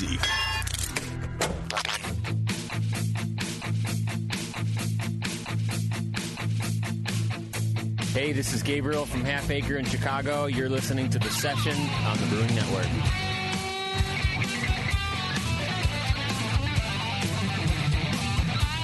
Welcome back, everybody. Thanks for sticking with us. Kim Shimke's trying to tell me something, but I don't know what she's saying. Kim, what are you saying? I'm glad we're such good friends. That is not what you're saying because you don't lie. That is what I said. And good I've always friends said that leave we're each good other. friends. Well, my tattoo Good says friends otherwise. forgive each other, you know? What were you saying to me? I couldn't hear you. I will be departing. Okay. Goodbye. All right. You have beer in front of you. You're not going to... Just do me a favor. Slam those beers. I'm going to sample them, and then I'm going to take them out there. Okay. Someone else can sample them as well. Oh, who? Who's going to... Just the entire Kim bar? and Someone her boyfriend sitting in a tree. SAMPLING. You know you have a taco in your studio. Is that a euphemism for something? I don't want. I'm not even gonna. All right. Well, Kim, thanks for coming in. I appreciate you not bringing us a Yule log. The one that didn't get consumed last year that I spent like $40 on. Yeah, it was terrible. And thanks for not telling me to wear a Christmas shirt. So now I'm I was going to have the you bad not one. wear a Christmas shirt, but wear a Santa costume. Yeah, I don't have one. But now I can't be on social media, and that's all I really want. Guess who has one at home? Social media? Or a photo of me on social media? A Santa costume, and there's still one Monday left. Kim does. Shit. Thanks, Warren. Thanks for spoiling it for me. She told me to guess, and you ruined it. Sorry. Was I right? I don't know. We can talk about it. Don't be afraid to talk about it. Thanks for being festive with me, Kim. Thank you, Warren. We all know that pure liquid yeast means better beers. White Labs boasts the highest concentration of yeast in the industry thanks to their patented Flex Cell technology and pure pitch packaging. The yeast contained and delivered using these innovations are propagated in all grain wort, providing the perfect nutrients for growth and optimal performance. I don't know why I was yelling the earlier part, but I apologize. It's nothing to yell about. It's optimal performance. My ears are sensitive. Calm down. And with White Labs pure liquid yeast, your finished beers will meet the high-quality beer flavor profiles that you intend to produce. Discover the White Labs difference. Visit whitelabs.com/yeastbank to find the perfect strain for your next beer. Kim is, wow. She's literally standing with her purse over her shoulder sampling the beer. She couldn't have done that sitting down and enjoying the thing, but her boyfriend's got to keep her on a tight leash, right, JC? Yeah. I already don't like him. No anchor for a hand, and that's fine. But if we bring him in now, would we stay longer? He's got a really good hat. It's a Crosby hat. Pretty sure JP said he wasn't allowed in here, so let's stick with that. No, I didn't say that. You did. You said do not bring him in here. During the break. But I didn't say he wasn't allowed. I just said don't bring him in because I got to go pee. Which would allude to him not being allowed. No wonder you were, at least tell us which beer you like the best. No wonder you were single for so long, Kim. I'm just going to say that right now. I probably have only another couple weeks of this, too, so I'm sure. Because everything good in my life dies horribly. You can't break up with someone right before Christmas. Also, what you can't scare away are the good deals you can find at Great Fermentations. Oh, God. It has the largest catalog of Blickman products on the web, and their staff is some of the best trained in the business using the Blickman products. They offer top-notch customer service, same-day shipping on a lot of items. Check them out, greatfermentations.com. And if you're on social media like Kim is, but, you know, I'm not, GR8 Fermentation, they're kind of all over the internet there. Facebook, Twitter, all the fun stuff. You're so good at segues. This black saison is awesome. Whoa. Thank You you. guys, tasting this ahead. is really good. Yes. Spoiler alert. Yes, I am. Now I know there's a black saison. My Right. opinion Hey, that is one, the right answer. the credit on that one goes to Remington. He brought in the Oh, that's idea. why he liked it best. That's my beer. Hey, that is such a rad beer. Like we usually are bouncing off each don't other. jump ahead too fast. Yeah, cool. Okay, easy. We'll get there. Easy. No, you guys just go, Never mind. man. Remington. I'm in charge of this show now. Kim, weren't you leaving? So Remington did nothing. It's much nicer when you're right here. I can see your boyfriend out the window. He's actually tapping his toe and then touching his finger to his watch like every 5 seconds. No, he's ready. Oh, he's ready, all right. To leave this relationship. That's his flight he has to catch? Yeah. It's the one out the door? He seems like a good guy. Yeah, I like him already. Too bad. Too bad he won't be here. Oh, I kid because I care. Yeah, that's what Yeah, you you told haven't yourself. told Don't forget that. Kim. That's not my. What am I going to do? If I introduce myself to every person that you were in a relationship with?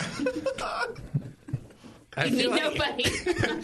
Do you want to bring him on? We can have him. We can No, introduce him to the whole. Okay, well then stop playing. I feel like we should just get him to come in and just give like a 2-sentence statement of Yeah. what he thinks about everything. Introduce himself to the This is group. about you guys. What are your intentions with Kim? Bring him in. Taken away. The first thing I'm going to ask We is have to people see his here balls. from out of state, and I No. think you need to keep the focus as the host. No, that's Wanna true. guess? It's my I don't know. fault. I'm kind of in for watching this. Oh, well, the guest asked for it. And if you can't trust take the the word of a taco man over in a here. taco outfit, you can't trust anything, man.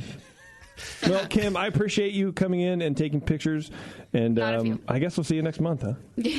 Next year. Yeah, maybe. Next week. No, actually. Well, I was maybe surprising you guys next week, but it sounds like no one wants me here. Oh God!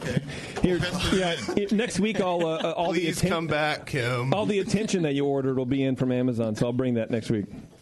With code BNARMY, can you save a certain percent? I turned you off. Goodbye, Kim.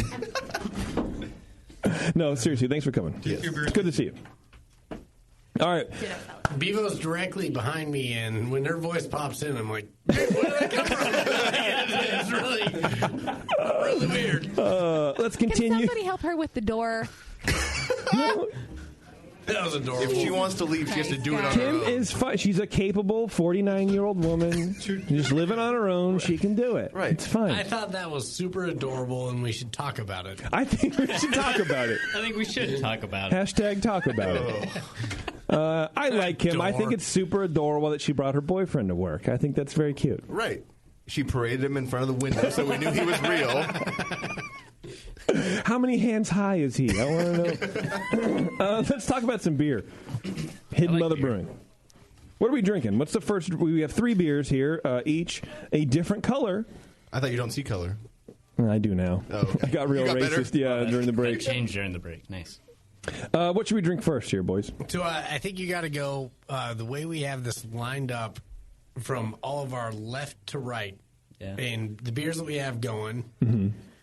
The first one that we're tasting is a lightly smoked red ale infused with morel mushrooms. Okay. This took a silver medal to our Pine Tree Saison at the Washington Beer Awards. So we took gold and silver, and this beer is just awesome. So the Pine Tree took gold and this took silver? Yep, in the experimental category. Wow. We went Only down to 2 Bend, medals out of Oregon. 3? We didn't put any other beers in that category. Huge eye roll from me. You don't the want to host. peak your first year. You got to have room for improvement. Next year will be all 3. I like smoked beers. So are the mushroom tasty? He almost loves knocked it. the guy out of his seat, man. He leaned back. Is it More the flavor than I expected. Wow, is it the mushrooms that were smoked, or is it the malt that was smoked, or So we used Roush malt. Okay. It's funny. The only we're not certified organic. We do run organic. The only ingredient in our brewery to this point was the Roush malt, and that's because we couldn't find a good organic source on that. so the only ingredient in your brewery that was not organic is the Roush malt? Okay. When we produce this beer. Oh, okay. All So right. you could have taken some flagpoles and made your own smoke. So this is best malts out of Germany. Okay. our base malts are all floor malted in England or they're Belgian. All right. So we're using mainly Warminster or we're using Dingemans. But this malt, there's not really a substitute. We're working on smoking our own malts. Just because of course you are. There's more, because why not? Yeah, right. Yeah. Why wouldn't we? But right. Can't have a chicken farm. You gotta at least be able to do that. You got to wait for trees to grow, for God's sake. Each time they make a saison, they have more area to build a new building. But I do Those think trees take a long time to grow. I really do think this beer is artistic. I think it's a super artistic beer. Whether you're into mushrooms or not, like, you can appreciate it. Yeah. It's one of those things. It's like, dude, where did this idea come from, and why did you guys do it? And more of it is, no, why don't we switch that to, that is such a cool flavor. How do we implement it into a beer that we're doing? What makes sense? So here, let me try this beer first because I can't talk about it unless I try it. I'll give you a little heads up. Cheers, man. Jeez. It takes about 3 sips to really find out what it is. The first one's totally different than the second, and the third is totally different than the other two. Because I'm smelling it, and I don't get a lot of I don't know what a morel mushroom smells like. I just, whatever. But You don't need a lot of mushrooms? No, I'm sad. Not that about I'll it. admit to. Yeah, just the white cat mushrooms only, because again, super racist. Yeah. So while you're sipping on this, it's really funny because with all these beers that we're doing, there's some really, really crazy sides that you have to look at in the production. One is like, cool, we're using this tree. Is there going to be a toxin that's going to be damaging? Sure. Or with a mushroom, is there something that can hurt someone? Right. So something like the morel mushroom. Before we produced this beer, I'd done Chanterelle beers in the past. Okay. And I'd done different mushroom beers. But a morel was like, man, we really got to research this a little bit. And it turns out that there's an alcohol-tolerant bacteria inside of a morel that until you get it over 160 degrees, you can basically poison with a totally edible mushroom. What? So if you cook a morel mushroom, long story you'll short, activate you can't the just poison. pick something out of the ground. You deactivate it. Beer. Oh, you do activate it. Okay. You deactivate it. Right. That's right. Yeah. So basically, like, we can't just like dry mushroom. Whereas with Chanterelle, you could pull that off. They're waving. Oh, hi, real boyfriend. Oh, that's Kim's boyfriend. We just pick somebody else up? Okay. Nice to wave at you, boy. Yeah. What do paid actors get in the Bay Area? Be my boyfriend. Craigslist.com. Yeah. Anyway. So it's really funny. Like, the way that we're doing these, it's sort of a different technique. I'm sorry. So I was wondering when into that story, like into the mushroom side. No one's got is everybody the okay? yet. So it turns out our customer base is shrinking. Also, loophole, your product can kill 1 out of 100 people and you're fine. Right. So, Turns out. Yeah. Is that mushroom on the list of the TTB approved things you can put in beer? I'm Probably not sure. not. I'm wow, not way sure. to call them out, Jason. Yeah. Jeez. Whoa, okay. Wow. Well, that's only when you package into printed labels. No, okay. Well, we're really, really good about, like, the reason why we don't have the beers on tap down here right now is because we're out of state and we don't have distribution in California. So we basically are really, really good about trying not to cross those boundaries and trying to be compliant. But there's also the other side that's like, screw all this, do whatever you want to do. and if you don't ask, you're not going to hear It goes no. without saying. So, Don't say it, by the way. So the way we're kind of approaching this stuff is, I have a good relationship with our alcohol beverage control officer, and we are in contact whenever there's a question. But with these things, like, why hit a beehive and try not to get stung when you can just avoid it? Yeah, same. And maybe, if there is something that we have to deal with around this, then we'll deal with it. Okay. But we're not crossing any boundaries that I'm aware of. No. So we'll see. I mean, Well, I appreciate that you did the research to make sure that whatever you want to do isn't going to murder people. Yeah, thanks for that.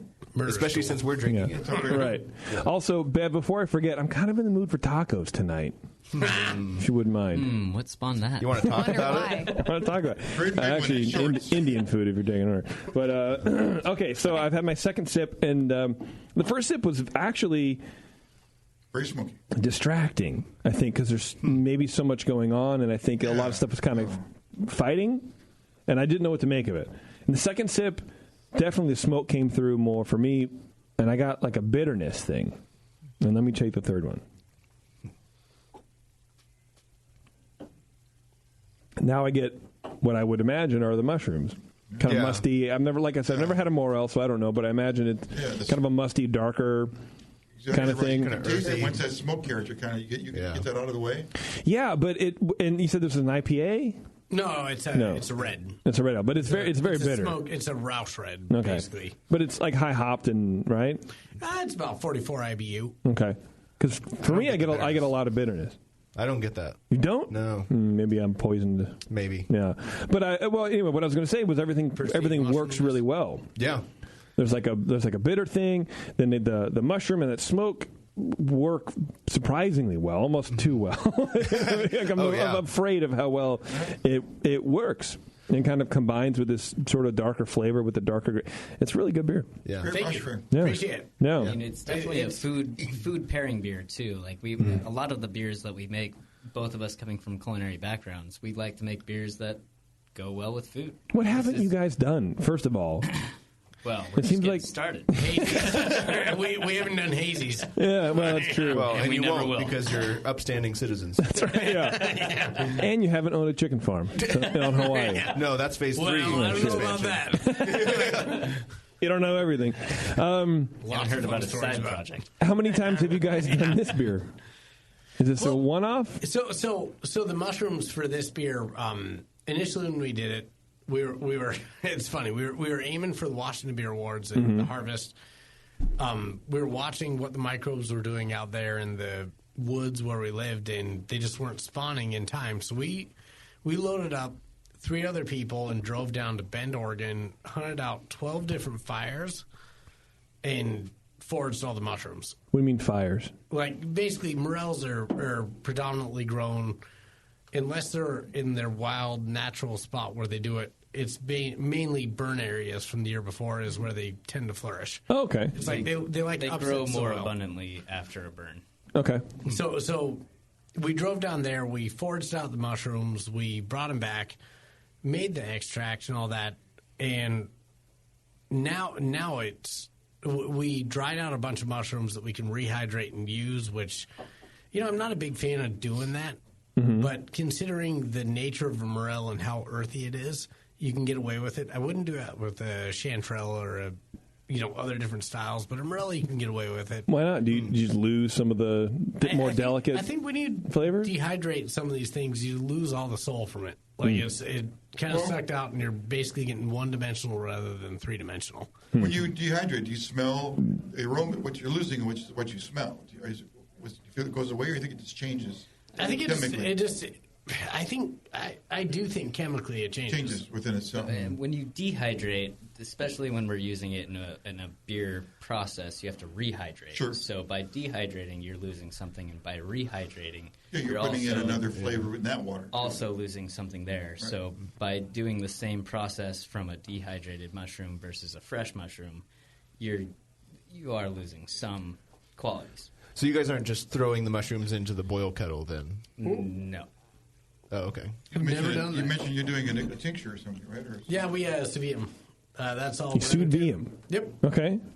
So Remington brought that to the table when we were figuring out how to do these extracts, because initially it was like, well, what do you want to do with this? I used to basically drop these things into second fermentation and run it with it, depending on the mushroom. But morels, I never did that. And we figured out the most effective way to get something out of that mushroom, and he was the one who was responsible for that, and it was sous videing it for 160 degrees for about 6 hours and creating an extract. What does it do to the mushrooms? Does it kind of dissolve, or? It doesn't necessarily dissolve it. So first off, we like to sear the mushrooms first. So I take a nonstick pan without any kind of oil or any fats of any kind, because obviously you don't want that in your beer. Right. So I take a nonstick pan, take these mushrooms, and I sear them, which actually gives it somewhat of a cooked mushroom quality to it. Okay. And then you kind of dilute it with distilled water that keeps it clean and pure. Mm-hmm. And that's when I would put it into a bag and then put it into a sous vide I've done anywhere from 6 to 10 hours, kind of depending on what time I have. And then you essentially make a tea extract out of it. Okay. And then we're taking that and then putting it into a already made beer. And the tea goes forward, or the tea and the mushroom go forward? to the beer? We strain out the mushroom itself. Just the liquid. You just get, with the after you sous vide it, you're extracting so much of that flavor. That's almost a flavorless mushroom by then. Yeah, all into the water. exactly. Okay. So once you take all that flavor out of the mushroom, then we throw it into the beer, and that's what gives you. Again, it totally depends on the mushroom you're using. Yep. Okay. For something like some work well. Okay. Like he was saying with morels, you have to get morels very specifically. You have to get morels at 160 degrees because morels have an alcohol-resistant bacteria. Mhm. So you can't just throw morels into a beer. Fungal bacteria. Right. Yeah. So you have to get it to that searing point. Also, why we sear the mushrooms first is it gets it over 160 Right up degrees. the bat. And then I also put them in the sous vide at 160 degrees. So while they're sitting in this water bath, whatever didn't get killed during the searing process gets killed during the sous vide process. See, double kill. No, I would have done 161 just to be sure. Well, I'm not gonna lie. But you're also not selling flagpoles. We drank a lot of 151 while we did it. Hey, let's be honest. We drink for net. With the 151 chaser. That was so rad. Yeah. We drove out to Bend, Oregon. Yeah. We met up with Paul Arney from Ale Apothecary. Okay, We're yeah. cruising around. We're hunting mushrooms and just drank for net. It was wonderful. Damn. It was And definitely it was like, a next Fernet fire. Next fire. Like, we had 12 fires in one day. Wow. 2 days. Where do you live, 2 days. California? Jeez. That's a lot. They're on a mushroom So hunt how many pounds of mushroom per barrel? Like, say somebody wanted to do something like this at home. I think if you're going to, at home is a way more practical way to do this. I think when you're looking at like something like let me do the math real fast. If you're looking at a 5-barrel batch. For the process we're doing, it's about, I would say 40 to 50 pounds for a 5-barrel batch. So you're looking at 10. Wow. Just under a pound per barrel. 10 pounds. It's all right. Great. Thanks. That answers my question. just under a pound per barrel. What do you mean? Or 10 pounds per barrel. Mushrooms? Just under 10 pounds Per barrel? per barrel. That's You did 5 barrels and 40 pounds. That's right. Is it really? Oh, I guess. Yeah. Yeah. Wow. Now who's the taco? Math. Remington. Yeah. I don't like to talk a lot. 10 So. Math is hard. Math is hard. Tacos with mushrooms are undefeatable. Yeah, that's true. I'm undefeated. Go ahead, Tasty. 10 pounds per barrel. That's like, that's a lot. It'd be like 2 regular full-size pitchers of mushrooms. Right. Yeah. That's almost 2 pounds in a 5-gallon batch. Yeah. That's crazy. Yeah, for a 5-gallon batch, I think it's about 2 pounds for a 6-stall, roughly. He's shaking his head. Yes. Well, he's actually raising his head. I'm trying to compare fresh morels versus dried morels, which is what I always. Well, that's a massive. Is there a lot of water in the mushroom? It's actually a whole new podcast we're doing. Yeah. Water in the mushroom? Yeah. mushroom beer? Yeah. Anyway. Got some idea anyway. Yeah. You gonna make a mushroom beer, Tasty? Yeah, I think I'm gonna use it do an Instapot though. Instapot where you just Dude, those things are amazing. Yeah, yeah. Get all that juice in the bottom. Use that. Oh yeah. Well, there's a lot of different ways you can do it. The first Chanterelle beer I did, I went directly into a Belgian Golden and infused it, and it was a fantastic beer. That's where all the motivation of this stuff came. It was like, I really like mushrooms. I used to use coriander on Belgian styles, and it just shifted to, mushrooms are a way better flavor. Let's do it. Crazy. So you were a home brewer before you doing all that shit. When I was down in the Bay Area living there, I lived there 12 years. I worked at the Phoenix Pastificio out of Berkeley. Sorry, what? I was cranking out 60 gallons of beer every week for about 4 years. Whoa. On what kind of equipment? Whoa. Yeah. Well, also theoretically, because that would be illegal, and we don't talk. No, I'm kidding. Theoretically. 60 gallons a week? Yep. So basically, I had kegels.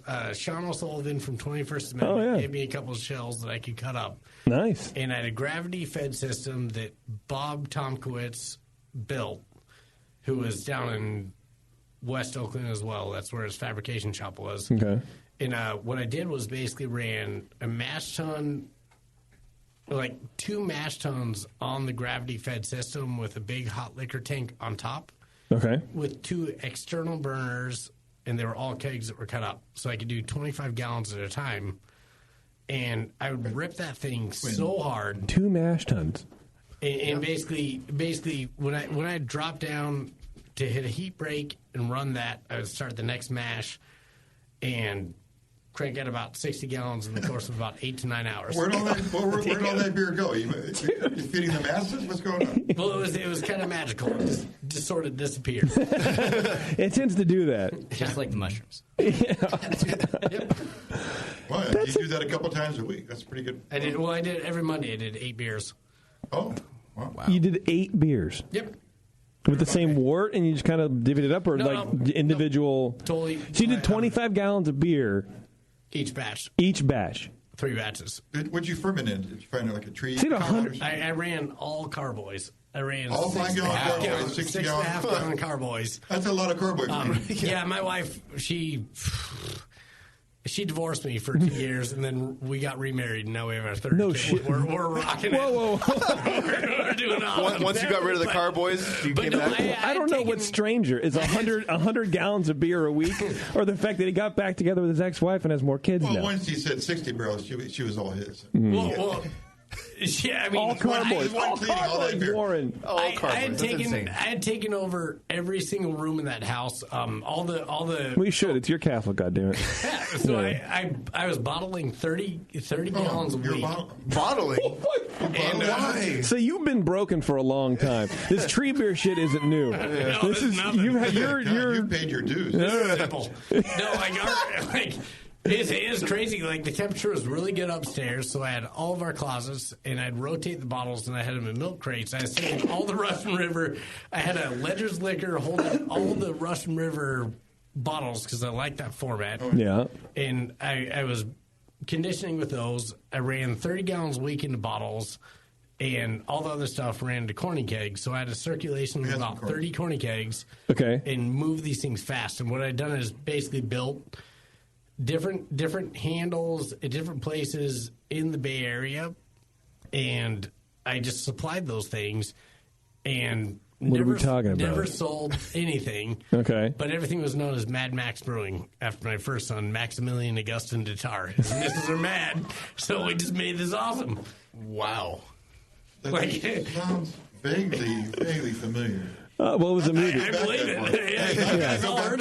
I never heard of it like in firsthand at that time. It was a couple of movies though, so maybe you're thinking of that. Maybe, yeah. But so handles like, can you like at people's houses or like actual places that we can't talk about? Well, or more do you actual care, places we can't talk about, but right. I had a lot of really cool projects.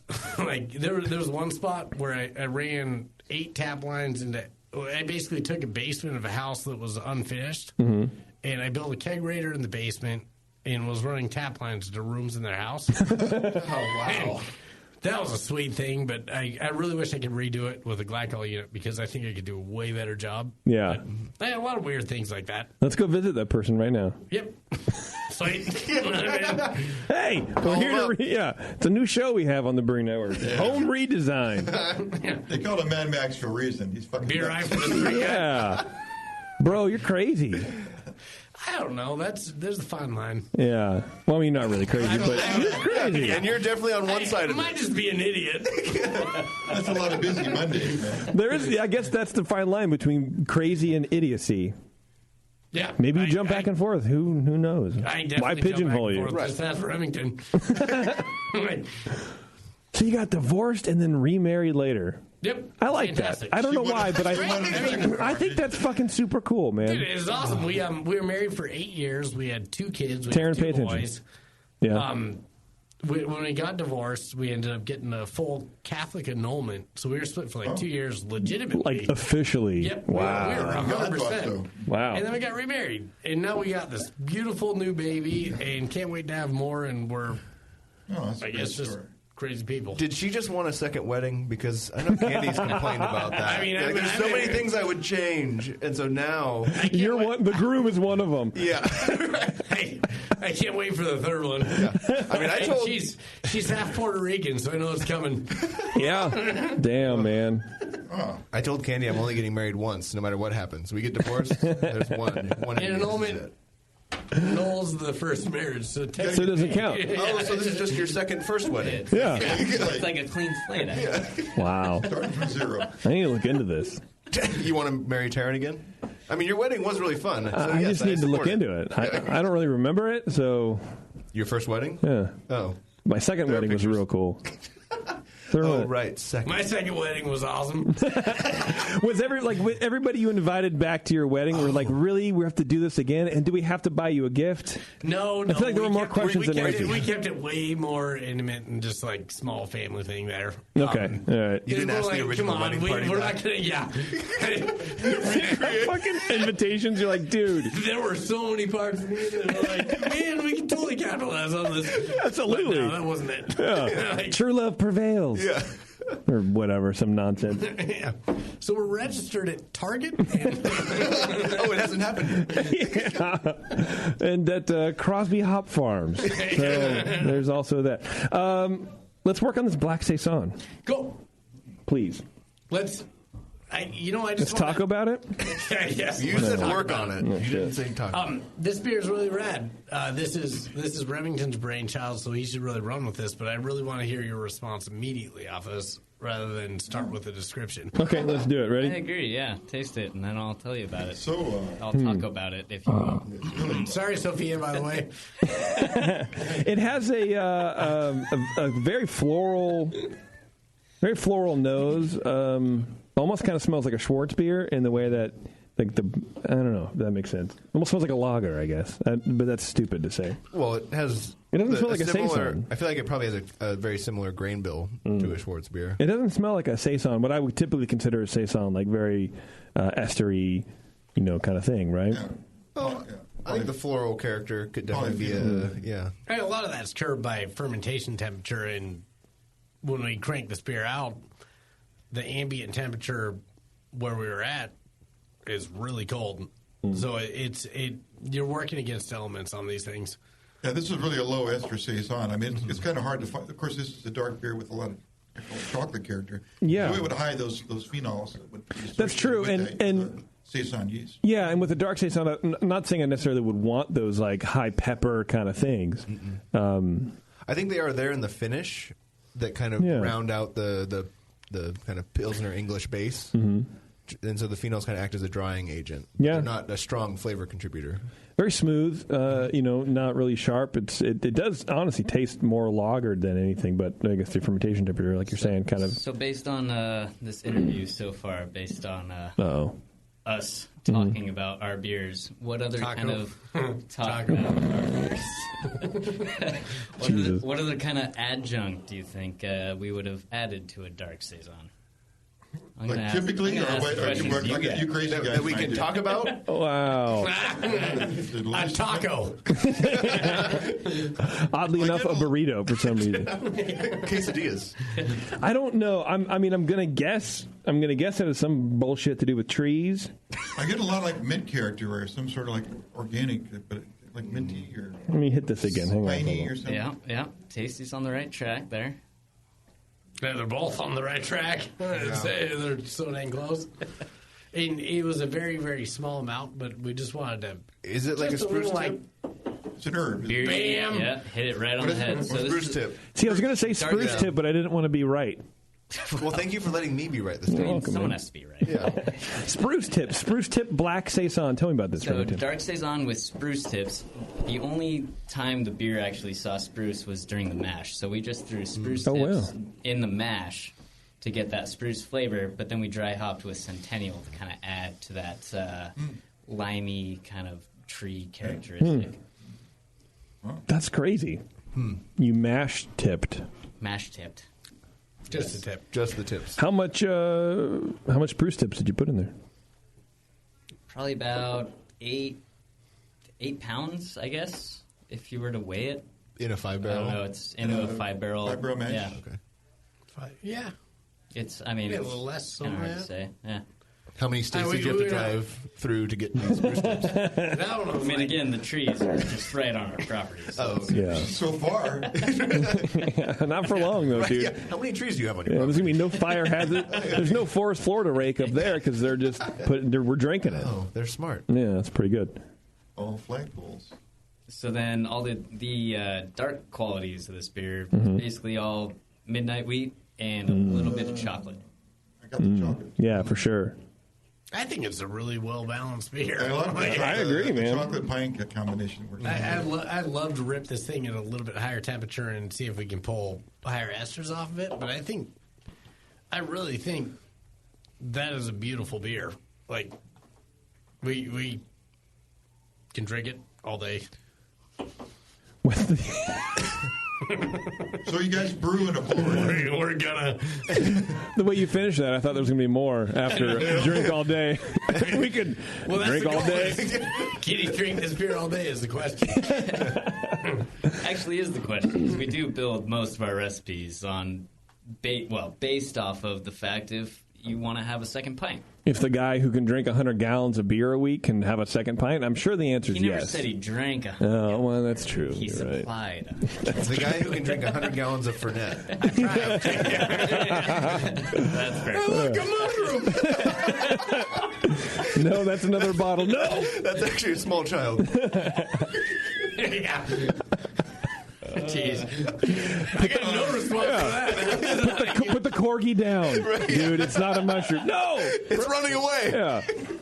I don't find myself around spruce tips too much. Do you have to masticate them or something? Yeah, Tasty's a city boy, dude. I mean, what do you just throw them in like the way they are? There's a spruce tree.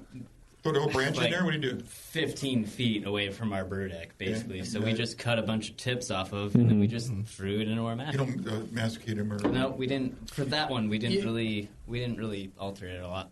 So that Remington's not a masochist, so. No, I try not to be. Run them through the middle. Gum it up. Yeah. That's really not a bad idea. If you No, it's terrible. You think outside the box.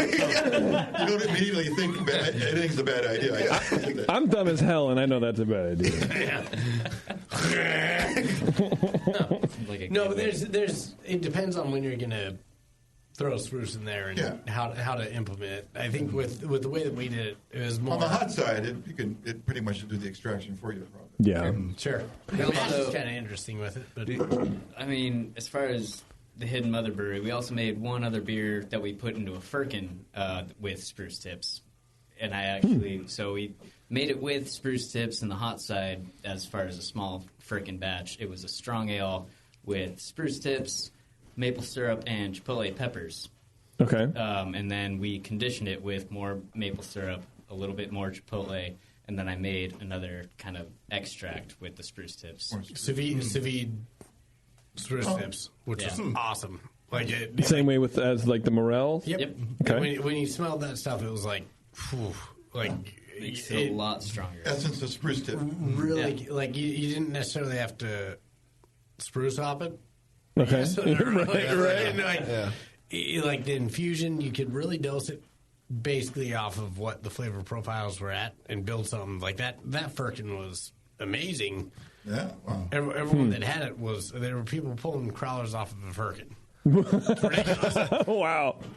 Are you guys putting the spruce tips in right when you mash in, or is it during the lauter? Or how's that work? For the dark saison, it was during the mash. Okay, and then just in until the wort's separated? Pretty much, yeah. Okay. Yeah, until We don't sparge. do that anymore. Yeah, that was the only time. And then for the English, the old ale, essentially, we threw spruce tips into the end of the boil. So it was kind of two different methods. Okay. Oh. With the Did you get a sous different character? Sorry. A little bit, yeah. I mean, the dark saison, the spruce is definitely a little more subtle than throwing the spruce into the end of the boil. You get definitely a little more harsh, a little more bitter out of the spruce itself when you throw it that hot. In the boil, it was more aggressive? Yes. Okay. In the dark saison, it's more of a grace note. It's like just a little ding. Like somewhere in there. Okay. Like, oh, that's awesome. All right. It plays more with the Centennial Visual. than anything. Yeah. When you do the sous vide for the spruce tips, how much water are you putting in there? A cup. Okay. I mean, Is it like to cover, like enough to cover, or just a little bit for it to stew in? It's really just enough. Like it depends on how much spruce you're adding. But Yeah, that's what I'm getting at. Like if we want to do it at home, water coverage. Okay. To just cover. I mean, yeah, to cover as much spruce as they you were have. throwing in. You're not like putting them in a bag and then have like 5 inches of water above the thing because you don't want to. Then it just becomes it's watery and diluted. diluted. Yeah. You don't want to water down your beer. No. That's no fun. I mean, all that's kind of where the like whoever's creating the beer, that's really where their character's going to pop in. Mm-hmm. There's people that are really good at these types of things that understand culinary work. Yeah. And then there's people that are really experimenting, and there's not really a right answer. It's more, what is the best effect? And off of that, how do you get there? So a lot of the things that we're doing with these beers really come from a place of like, you know what? This sounds really right, and based off of everything that has worked in the past, I bet this is going to work. Mm-hmm. And that's how we build it. So like when it comes to the Saving and the extracts and some of these ideas that really, really are out of the box, a lot of it is just kind of influenced on just how do you cultivate insanity in a controlled way. and that's really the goal, though. Like, you're applying yourself to the problem at hand, and Sure. a lot of your skills are based on culinary. Yeah, and, restraining crazy. That's how do you? Yeah. It doesn't hold you back. Like you don't want to be sloppy, right? Like you want to be calculated. You want to be able to still stay delicate with some of these flavors. Right. You don't want to just go with this with an idea of, cool, we can market this idea and blast it out and get a reputation for doing something that's really not tasting that awesome. It's, this is beer first. We love making beer. I mean, on that note, so many people hear the beers that we're making. We're making pine tree beers. We're making morel mushroom beers. We're working on chanterelle beers. And everyone's like, "Oh, these are crazy flavors," but we're making a beer first.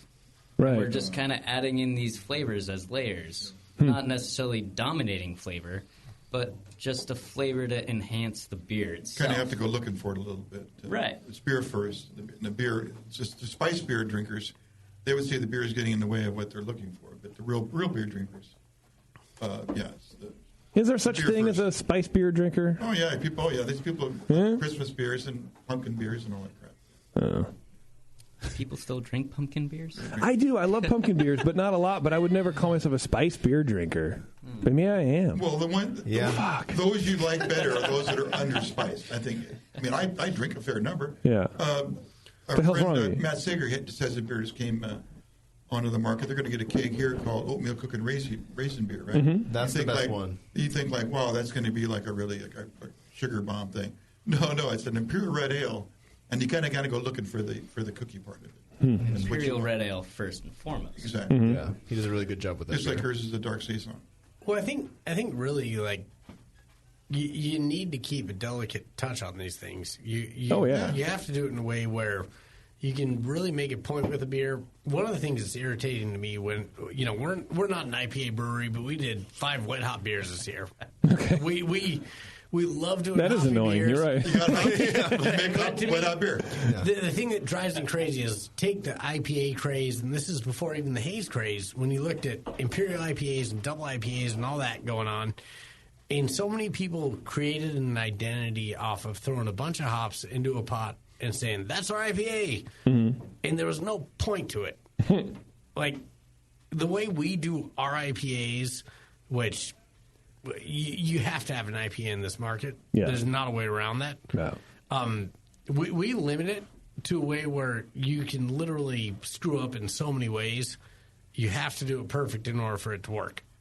And we go 100% Maris Otter base. Mm-hmm. So we have a clean playing field. And if you don't dose things right and ferment it right, you're going to screw up. Yeah. That's the next beer that we're drinking. Oh, I was about to say, I'm glad you guys did it. Thank you for not bringing an IPA. I really appreciate it. Well, it was going to be a whole joke, but you ruined not it. to bring it. Well, thank you. You're my favorite now. It was almost great having you guys on. I would almost recommend you. Yeah. Well, being from the Northwest, it was like we were debating that. We almost brought down a coffee beer we just did. Oh, no, that'd be horrible. Fantastic. Yeah, why would you bring something that's really good and not an IPA? I know, seriously. No, I'm waiting for it. I feel so. This is a coffee IPA that we did. Oh, hell yeah, dude. It's a pale coffee beer. And you have to go looking for the coffee. It's not just going to pop out It's crazy. Yeah. You gotta forge your own coffee When you and then smell roast it doesn't smell like and then- coffee. How did you guys add coffee? We drank coffee while we brewed it. We thought about it for a while. It was it's a neat. coffee IPA. One time I had coffee. The end. I mean, you're right. You do need an IPA, but I appreciate that. That's not your identity. Well, and yeah, I think that's what I think. I think kind of what we were talking about a little earlier. That has become so much of craft beer now is that who brews the IPA that we need to go for, and that's not the point of a brewery. It's not the point. It's not why people got into this business in the first place. They don't want to brew fucking IPAs for your Untapped list. They want to brew beers that they want to brew and they want to share with you. And so talk about some of that shit. So I'll talk about it. Yeah. When you go to like the Spokane market in that area, it still is in that market of like IPAs and all that stuff, and a lot of it. And I don't mean to say this in the wrong way, so I hope no one takes this the wrong way that I'm saying it. But a lot of people just need to grow a set of balls and do what they want to do. Right. And I feel like we're doing that, and I feel like whether we succeed or we fail, it's going to be influential in a way in that market where people are going to start doing these things. And I really see a way to build a community by doing something crazy. As long as you're not an asshole. Right. And we're not assholes. Right. So it's like, well, I am wearing a taco suit. Present company excluded. Yeah. Besides me, Remington's not an asshole besides his mustache. That's another category. Assholes, not an asshole, but there's something else weird. His mustache is pretty bad, so he's an asshole. My mustache is bad. You want to get into mustaches? Yeah. Want to argue about mustaches? But you get what I'm saying? Like, absolutely. It's one of those things where it's like so many people can get so swayed with whatever the theme is. You look at the hazies, you look at all that. Like, there's so many times where I look at all this personally, and I look at it and I'm like, why doesn't it go in the direction that I want it to go, which is never going to go, which is like, sweet. We got a Belgian craze. That's not going to happen. You're a lambic craze. You're about 20 years too late for that shit. But the thing is like it's never going to happen. So you really got to do your thing, and if you can at least set a precedence and an example on how you can kind of run with it and just do it, I think that's a pretty successful direction to go. Yeah. I mean, a lot of that goes back to our mentality when we go to festivals. We're dressing up in weird costumes. We're having the most And you're putting worms in your salt. We're making salt out of worms. Right. Putting salt in our worms. By the way, tip for next year, spruce tip salt. Oh, there you go. See? But I mean, all these breweries, they're focused on the trend. They're worried about making the next milkshake IPA or whatever it is. We're not worried about that. We're worried about making good beer that we like to drink, and we don't really care about the trends. We're just making beer that we like to drink, having fun doing it, and we're hoping people follow. You want to know something crazy? No. We Sorry, I'm a terrible interviewer. Well, let me not tell you. You need to call a friend. No, go ahead. Tell me. Well, the thing that's crazy is when we go, like, I am really good friends with a lot of the brewers in Spokane area. Cool. Really good friends with a lot of the brewers in Seattle. In same as Remington, we're on that same page. But when we go out to tap houses, a lot of times when you go to these festivals and everything, unless there's something specifically that's like unique and crazy that like really attracts you from a brewing standpoint, we end up drinking our own beer. And to me, that's a huge, huge sign that we're doing something right. And that's not coming from like a arrogant or a point of view of like we're doing everything better than everyone in the world. Right. Like we really enjoy what we're doing. You like drinking the product. Well, we love the beer we're making. That's your point. Basically, taste how much fun we're having with the beers that we're making. Yeah, and if that makes any sense. It makes it so simple just to drink it because maybe it's familiarity. I don't know. But yeah, I mean, also you don't have to wait in line. So there's that. I mean, you don't have to wait in line that often. Oh, that sucks. Like when I go to festivals, I look for like weird stuff as well. There's one kind of beer that keeps popping up. Styles that I like to go to. Nobody brews them. They're called Lagars, I think is how you pronounce it. Lager. Yeah, Lager. Yeah. Like lingerie. Yes. I see what you're saying, because for, I don't know, maybe 5 years ago, for me, that was Kolsch. Nobody brewed a Kolsch. And if you were at a festival that had a Kolsch, that's exactly where I went to. And then it was German Pilsners. And then, people are starting to kind of finally brew lagers again, and now I don't go to Beer Fest, so I don't know what is going on there. You're missing out. So the brewery's finally succeeded in getting you to not come. Right. Yes. Yeah. Thank you very much. But to me, that's sort of the same thing. Like, you guys are the fun people at the Beer Fest who are bringing stuff that people don't know about to introduce them to what you guys think beer is to you. Not necessarily what it should be. You're not trying to change anything, but I think you're maybe trying to inspire. I don't know. That's why we only make hazy lagers. Well, thank you for not bringing it. Yeah, I appreciate that. Yeah, appreciate it. They're actually saison. They're hazy lager saisons. No, really, we do really enjoy this industry and love every side of it. Yeah. And the people involved with it are pretty much the coolest people you can deal with. And what we're doing, we're really just, like, we're not out to make a point to people. Mm-hmm. We're just doing our thing.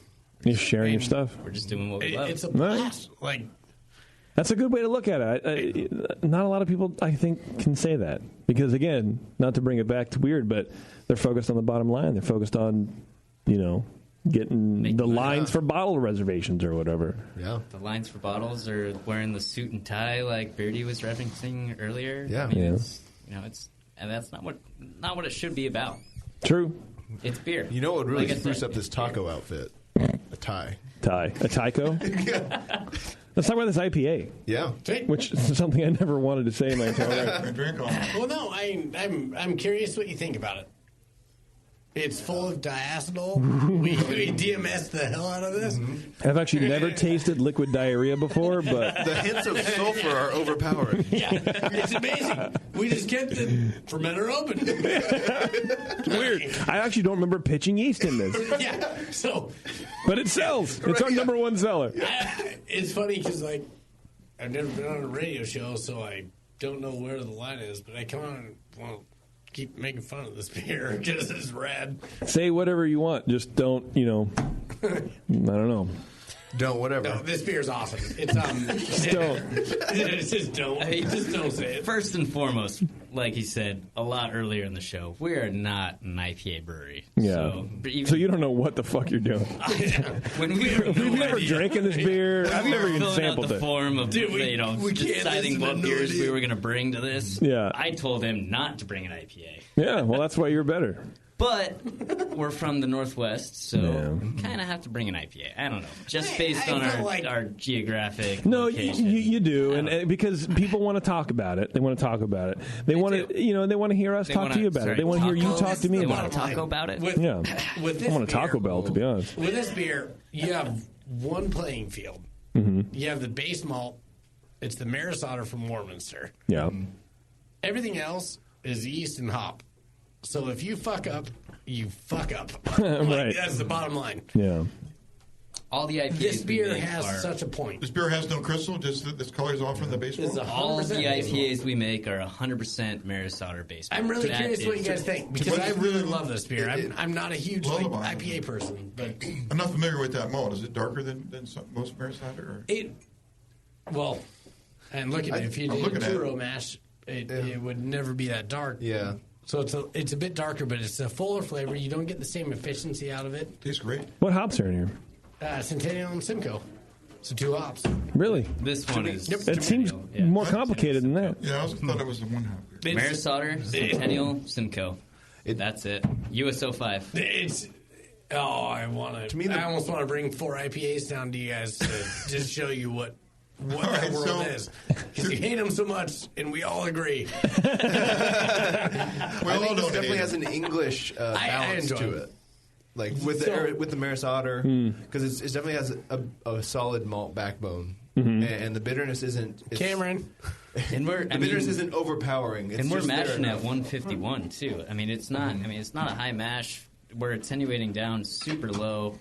It's still a dry beer, but with that Maris Otter, you still get that malt backbone. Right. But it still lets the hops just kind of play around. You know, that really lets the hops shine. I'm surprised at how complicated or complex the hop flavor is to me from having only 2 hops. Maybe that's because it has all that room to kind of shine, but just the base malt. So the hardest thing about innovation is simplicity. And working with small amounts of something and learning to balance that, I think if you can, that's the hardest thing to do in the world. You look at inventions, and the inventions that come out that solve a problem, the hardest thing is how do you make it easy? These, you're taking 3 ingredients and you're cranking it out. And if you screw up in the balance on it, you're going to sink. Yeah. It's not a good product. And I think but if you can figure out a way to not screw up on it, the product that comes out is so much higher in quality than overcomplicated beers. Yeah, I mean, less is more, especially with IPAs. And I think we're learning that. But finally. Less IPAs is more. Less IPAs is better. Well, honestly, but I mean, you know what I'm saying, Warren, for having 2 hops. To me, I would never have guessed there were 2 hops in there. To me, I think for me. But then But I don't drink a lot of IPA, so I don't know. You're relying very heavily on the quality of the hops. Because if you can't blend away, like if you get some junky Citra, but that Citra is going into a blend of 5 other hops, it's less noticeable than if you just have 2 hops and one box just comes and it's junk. Okay. And so you do have to be more on top of the quality. But if you are and can be, then you don't need a kitchen sink worth of hops to make your IPA good. There you go, guys. What do you think of that? Fine IPA. Warren said something. Well, it made sense. Now, you said you used the US-05 for this beer. What do you use for the Saisons? What do you use for using So normally we don't use US-05. We got a bunch of US-05 for fresh hop season because we had to blast out a lot of beers with. So you couldn't keep enough. It was harvest enough effective. yeast to do it. We generally use Cali V from White Labs. Okay. For the Saison, the yeast that we've been using has been the White Labs Saison 2, which has been a fantastic yeast. Yeah. I think we're generally fermenting around 75 degrees, and it's fantastic. Well, how does it do in these colder temperatures you're obviously running into now?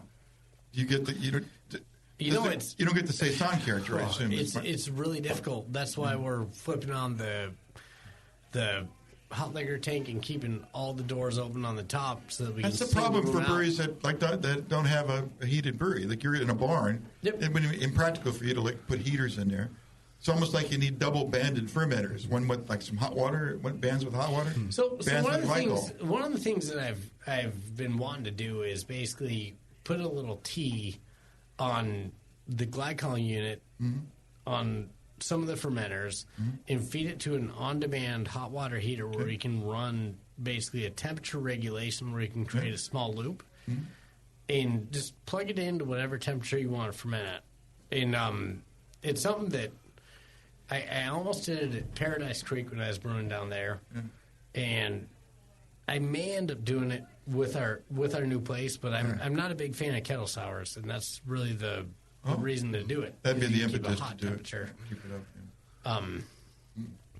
Yeah, it's a problem because the yeast. Obviously they operate differently at different temperatures. You can't get around that. Yeah, and really, it's pretty crazy at our brewery. You want to make sure that your product is happy. So I'm that crazy dude that'll show up there and play music for the beer for a fermenter to make sure that it's working the right way. 'Cause I see it as it's a working product, and if it's not working the way that you want it to work, it means it needs something, and you got to figure out what it is. Yeah. So I've literally done that.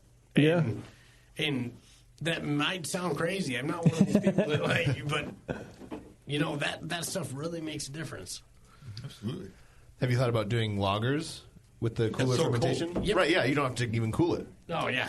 I mean, we've done a few IPLs that we're pretty they're proud so of, actually. crushable. Those are some So of crushable. my favorite beers that we've made so far. Oh, nice. Personally. We did a wet hop Citra IPL. Yeah. We did 60 pounds of Citra. Wow. So out of the 4 wet hop beers that we made one that was an IPL, one that was a Saison, one with an experimental hop, and then one that was an IPA because of course you have to make an IPA. Pay the bills. Did you use Maris Otter on the IPL or did you switch to just a 2-row? It was IPL is what again? IPL we ran Because it used to be Imperial Lager. India Pale Lager. Now it's using India a lager yeast. Okay. So we did a straight up lager on it. We hit it with it was Dingemans, Pills and Malt, and then we hit it with a couple specialties. But it was predominantly that. Yeah. Sounds good. Maybe. Yeah. I'm sure it was great. So, Thanks for not bringing it. Dingemans, where are they out of? Where do they? Belgium. Where? Belgium. Yeah, thanks for not bringing the beer that you're real proud of. Yeah. Appreciate that. I'm pretty proud of these beers. I'm just kidding. Man. I'm just messing with you. Yeah, we got to remember our scale, man. We're still really small. That's true. When's the new expansion done? So hopefully by March we'll have that all in place and we'll be producing there. Dude, when you started, were you ever thinking, hey, you know what? In 13 months, I'm going to quadruple my capacity or whatever? 2 weeks. It took 2 weeks to get to maximum capacity? Ever since I've known Mike, ever since he's brought me on for this project, he told me 2 weeks. 2 weeks what? It'll be 2 weeks to get this project started. It'll be 2 weeks till we get these fermenters. We're going to have the 6 fermenters in 2 weeks. So it's been 3 years. Okay. And every year now it's the 2 project weeks. is finally started, so now it's 2 weeks till we go with the fermenters. Now Oh, hell yeah, dude. Nice. Good job. Well, whenever he asks you when this beer's going to be done, you say 2 weeks. 2 weeks, man. It's gonna be 2 weeks. 2 weeks. Roughly 2 weeks. Yeah. And then you were running a 15-barrel into the 60-barrel fermenters? Or? So yeah, we purchased a 15-barrel system from Everybody's Brewing in White Salmon. Get on that mic, homie. Sorry. There you go. We purchased a 15-barrel system from White Salmon over at Everybody's Brewing. Mm-hmm. It has a whirlpool, and basically a quad batch on that system takes about 10 hours, roughly. 4 turns? Four batches in 10 hours? Wow. It's a 4-vessel system. Dude, that seems crazy. That's really fast. That's based on what they've been doing. Yeah, 2.5 on a 4-vessel. That sounds about right. Yeah, basically. God bless. Yeah. So we have that 15-barrel system basically sitting in storage until we get our 60-barrel fermenters in place at our new location. And you got the infrastructure all set for those fermenters and all that stuff? Cool. We're doing the construction right now on the grains and everything. That's going to be done after the permits go through. We're going to be ready to rock and roll by February 1st. And you have a silo now, or are you going to be adding a silo? We're getting 2 silos. We're doing 100% Maris Otter, floor malted, Warminster in one of them, and then it's either Dingemans or it's Skagit Valley Pilsner. Yeah, wow. Y'all crazy. Be rocking them. Yeah. Yes, we are. I mean, I've been hitting the head a lot. By the way, the bathroom. No, he's been hit in the head. Oh, he's been hit. Yeah. I've been hitting the head a lot, too. That reminds me of was it Are you an idiot? what was that in the movie Meatballs? Don't talk about Mike like Meatballs. that. Meatballs? Remember Meatballs? Okay, I'm an idiot. with Crash? I've been hitting the head a lot. He's a boxer. Anyway. You know what isn't like getting in the head, Warren? What? Beersmith.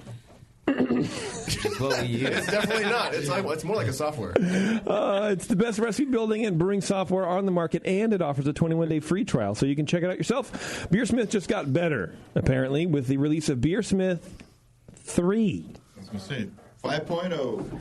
It now offers support for mead, wine, and cider, water profile tool, mash pH estimation, and adjustment built into the recipe builder. New support for hop whirlpool additions, completely revised database, including new hops, malts, fruits, juices, honey, all sorts of stuff like that. A secure connection to their online recipe database containing over 700,000 recipes. Most of them hazy IPAs, probably. I'm just kidding. Boil adjustment for high altitude brewing, streamlined interface, all that kind of stuff. Go to beersmith.com today, and you still get 21-day free trial out of that. So Beersmith 3, it doesn't reduce the amount of days you get for free, dude. That's not how it works. It's still 21 days. 3 weeks for 3.0. 3 for 3.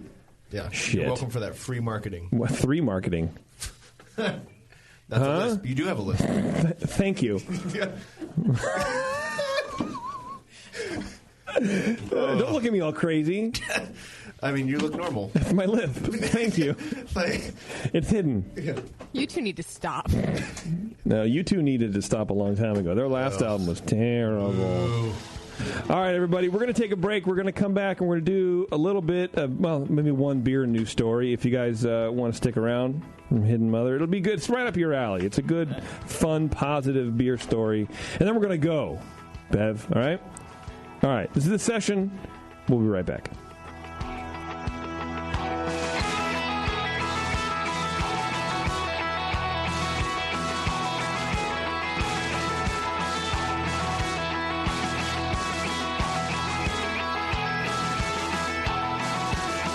You're listening to the Brewcasters. On the Brewing Network.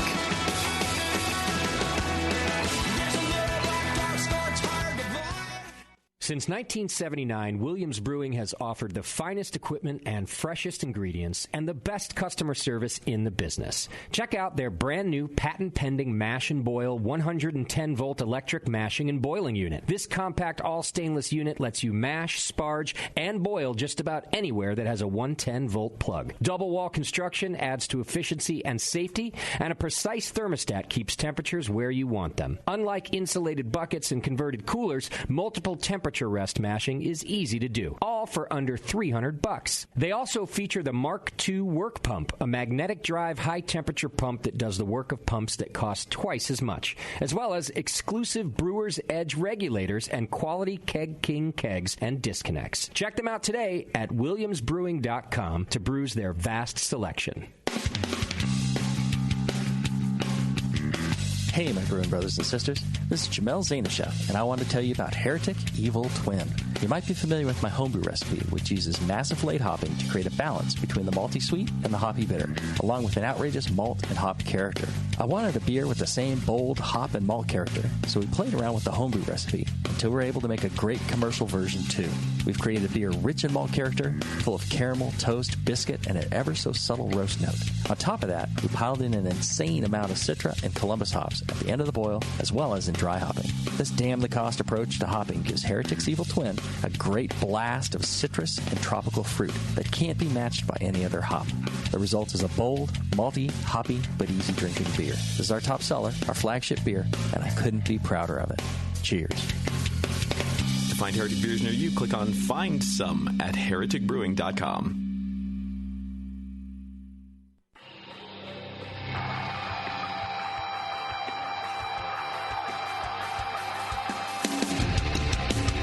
Hey, what's up? This is Blake from Creature Comforts. You're listening to The Session on the Brewing Network. All right, welcome back, everybody. We're going to hang out here a little bit more with Hidden Mother Brewing out of lovely Spokane, Washington. Have you been to Spokane? No. Yeah. Then how do you know? I don't know. It's lovely. See? There you go. It does sound lovely. Yeah. You know what else sounds lovely, Warren? What? Another live read? The Smart Brew Water Testing Kit. Oh, smart and lovely. That's a great product. I always see that at Total the, package. Conferences. I love it. It's really cool. I used it at the conference a couple times, and it was a good time. Home or commercial use, of course, because it takes great water to make great beer. It's the only meter on the market that runs water tests with no math needed. So if you're let's just say, out of the blue, a taco who's been hit in the head, math probably is not really your strong suit. I don't know. Just saying. This water tester's for you. This water tester for you. You can email the results to the rest of your brew team or post to your Facebook page. It has the ability to test over 40 different water quality tests. 4 come preloaded and more are available.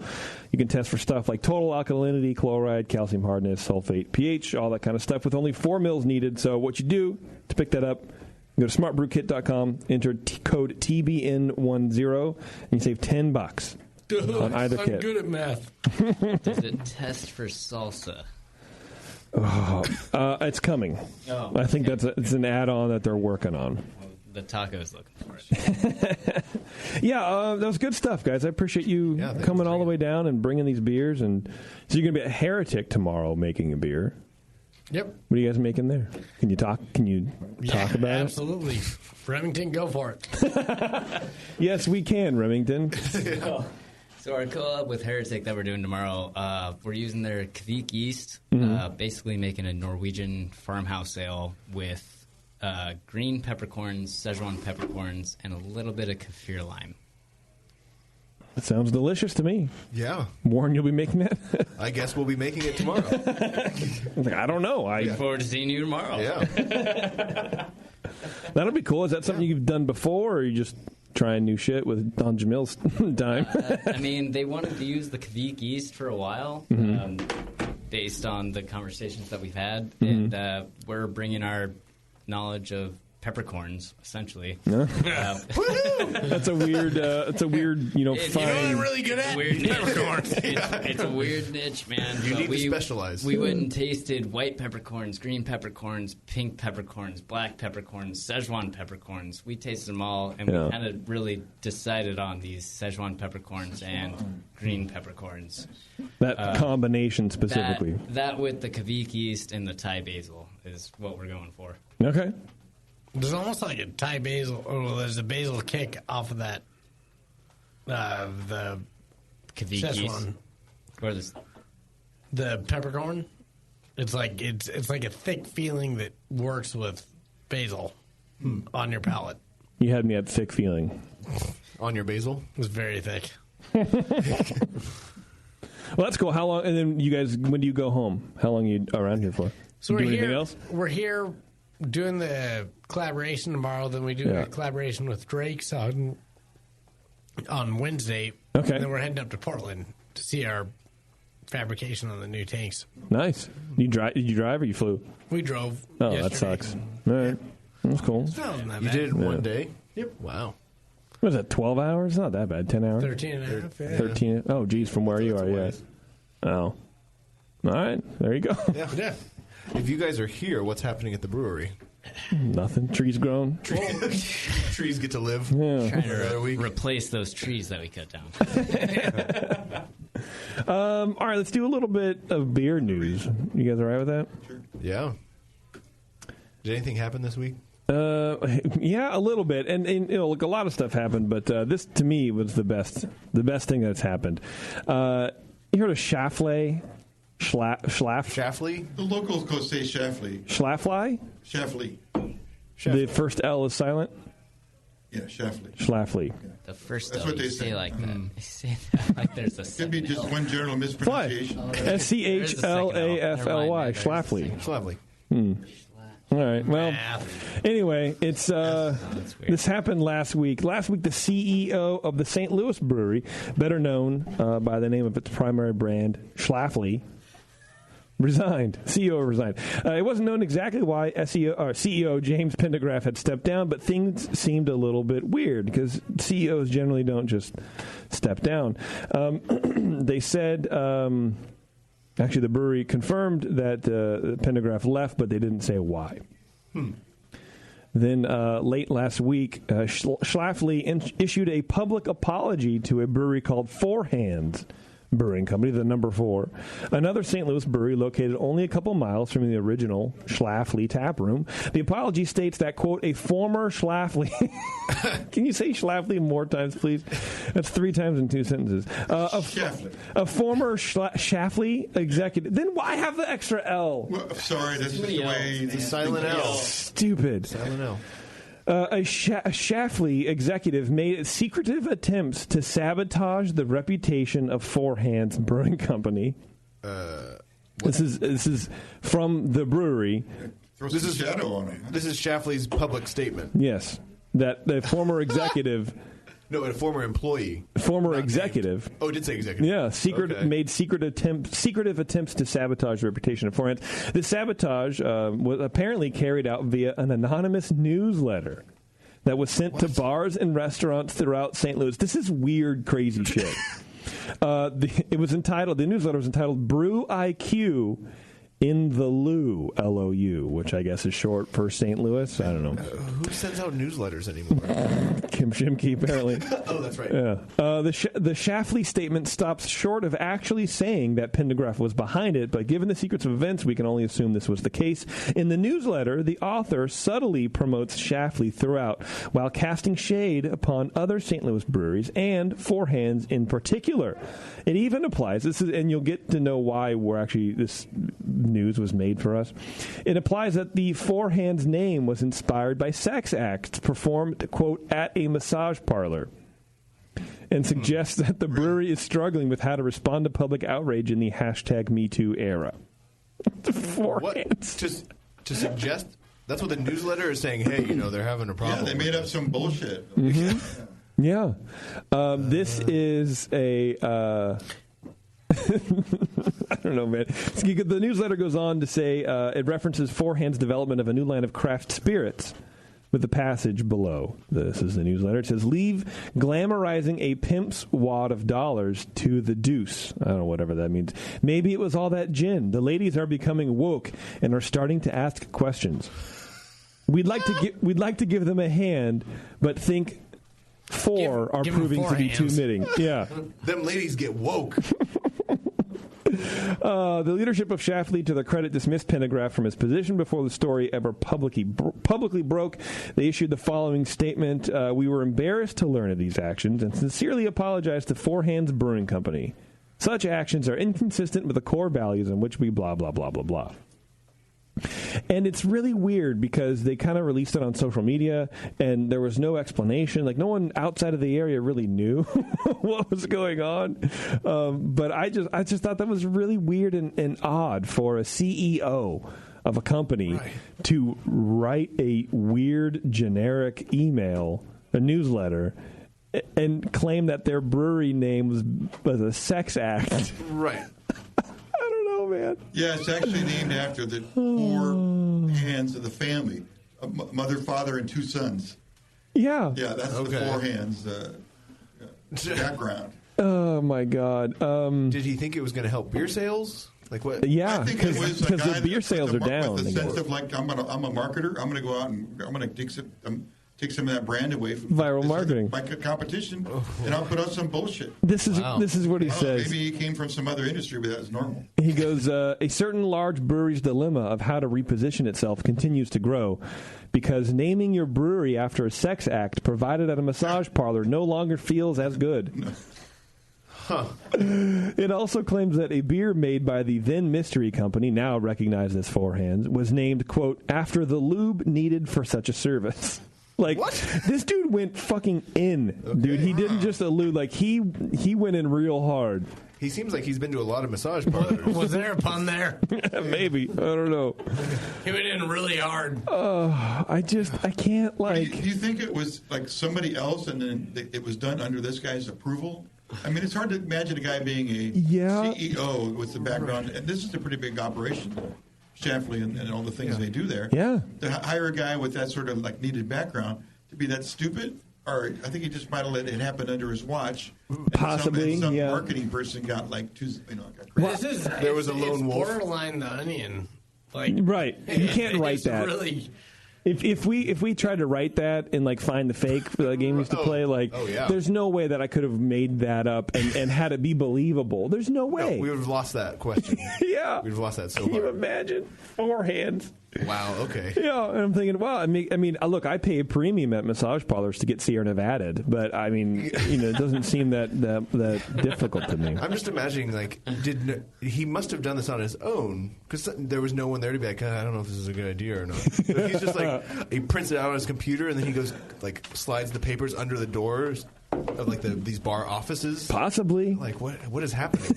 I don't know, but I thought it was a real good article. And there was another one. I didn't really read it though, so I'm not going to go through it. But it's called "Note to Craft Beer Fans: It's okay to drink the same beer twice." Oh yeah. And it's basically just talking about what do they call them? Tickers. Which you really need to accentuate the words because they care more about ticking off beers like online. And they're kind of ruining the fun and the business. Do you guys find that? People were just like after the next thing? I'm Or do you give a shit? I'm really bad at anything social media oriented or any of that. But Mhm. I did get a screenshot of one of our beers recently. It's an untapped one. Hell yeah. And the name on the beer is Pine Tree Pink Peppercorn Saison. Okay. So you guys are going for the very direct marketing. No, whoever put it up did that. We got 2 stars, and the notation was, I was expecting an IPA. It's literally directly underneath the name Pine Tree Pink Peppercorn Saison. Right below it says Farmhouse Saison. And I was expecting an IPA. And I still don't understand how we got 2 stars if they were expecting an IPA. Like, that's the question I want to ask. That's the minimum. I mean, it that's so has to do with That shit, There's an article in the New Brewer this month that's just for you then. Because there's an article that they call out IPA drinkers as being uneducated. Yeah, I saw that. And I'm like Denny Kahn posted a photo of that, and he goes, well, this person's making shit up. I'm like, to be honest, that's exactly what I find in my, the people that I know that are IPA drinkers, Russ, are IPA drinkers. And that is it. They don't know anything else. They don't care about anything else. And it's fine, but it was amazing to see how many brewers came to their defense. And it's just like, well, no, they just want to drink IPA, and that's it. Okay. Why can't we admit that that's what it is? It doesn't mean they know IPA as well. Man, oh no, yeah. What you said, that hurts me, and I don't give it. Like, have no horse in this race. You know what I mean? But it's everything we rail about. What I should have done is played the Brewers reading their bad reviews game. Oh yeah, we have some good ones on that. Really, how do you get there? You have to laugh at the stupidity on it. There's not any way to justify that. There's no way to justify it. It's like, okay. Oh, here's a Pink Peppercorn Pine Tree Saison. 4 stars out of 5. Does not lack pine. Good. Good. But why did you take the time to write that? Right. You got to say something, otherwise you don't look like you know what you're doing. Yeah, I guess. Versus saying something and then everyone knowing you don't know what you're doing. 4 stars out of 5. Yeah, most people reading these don't have any idea themselves. Not a Saison fan, but this could change my mind. Well, tell me, Josh T, did it? Right. Where's the follow-up? I want to know now. And now I'm personally invested in your timeline. This guy knows how to write a cliffhanger. You got to skim over those things. I don't know, man. Whatever. It's fine. It's fine, right? You know what else is fine? It's pretty painful. Oh, here we go. I actually hate myself now because I cut my inner thigh. The Chamonix Creek Brewing has been brewing award-winning beers in Croydon, Pennsylvania since 2012. They are proud winners of 4 Billy Beer Philly Beer Scene? Proud winners of 4 Philly Beer Scene Magazine Awards for Brewer of the Year and 3 for Brewery of the Year. 2-time GABF Vienna-style lager medal winner, and they also won a bronze for their smoked lager in 2016 and 17. They have a big-ass tap room with 24 beers on tap, 18 of which are rotating in seasonal and or limited beers. A variety of beer styles from hoppy double IPAs to sessionable lagers, even oak-fermented saisons, but who the fuck brews those? And sour beers. If you can't make it to Croydon, hit up their second location in Jenkintown called the Borough Brewhouse, which features a full menu and 22 beers on tap, including guest taps from local breweries, meaderies, as well as Pennsylvania cider. Now, ChamonixCreekBrewing.com. Hit them up with all them Johns. All right, Warren, we have a Twitter game to get through. We do. You were supposed to be looking at it. Yeah, I'm looking at it right now. What was the game again, please? The game was trying to find me a new holiday to be excited about. Because Christmas is over. As far as you're concerned? Right. I'm over it. So I need something new. Okay. I mean, I want to look forward to something in December. Well, fair enough. I don't know what to say. Timothy Mouse says, Festivus. I look forward to hearing the airing of grievances on the next recording of the session. That is a good holiday. It's a good holiday. We should get a Festivus poll in here. Blobber responded, but he just responded with a photo of 2 taxidermied squirrels, one getting stabbed in the back from another in a very nice Bonsai tree scene. So far, that's my favorite. So did he name the holiday? Right. Is that just the decoration? This is literally the entry. So it's. Oh my god, I love him. It's just it. Yeah, just was that his high school project? This is the caption. Wow. Okay. So there you go. Yeah. That's Blobber's. That's a front runner right now. Entry. Yeah, Squirrel S&M Day or something. I don't know. Ryan says holiday should be in session day. Excuse me. You hear from interesting people, complain about crappy beer styles, and get your fill of hot takes. It happens every Monday, and I currently celebrate it. You said new. Never mind. All right. There you go, Ryan. Hot takes. I got hot takes, dude, all day long. Let's go. Dave Schleed says, asked my wife to help me come up with something, and all she said was, you have a booger. Gee, Fucking funny. Yeah. That was it. We didn't get a whole lot on that one. Huh. Should have named a holiday after that booger. He'd be the winner. So, I don't know. What do you guys think? In my opinion, it's either Dave with the booger or Blobber with the photo of the two dead squirrels killing each other. I vote booger because I'm not sending anything to Canada. Yeah, the Saturday before Christmas is Booger Saturday. Yeah, I think let's just help him out there. You guys vote for Dave over Blobber? I don't know. My vote's for Blobber. Cause Blobber's all right, raise your hand. got my attention. Who's voting for Blobber? Blobber. Yeah, with the sword fighting squirrels. Oh, shit. Oh, the squirrels. Yeah. Oh, Bev. Wow, Blobber gets Congratulations, it. Blobber. Congratulations, Blobber. I'm not sending you anything.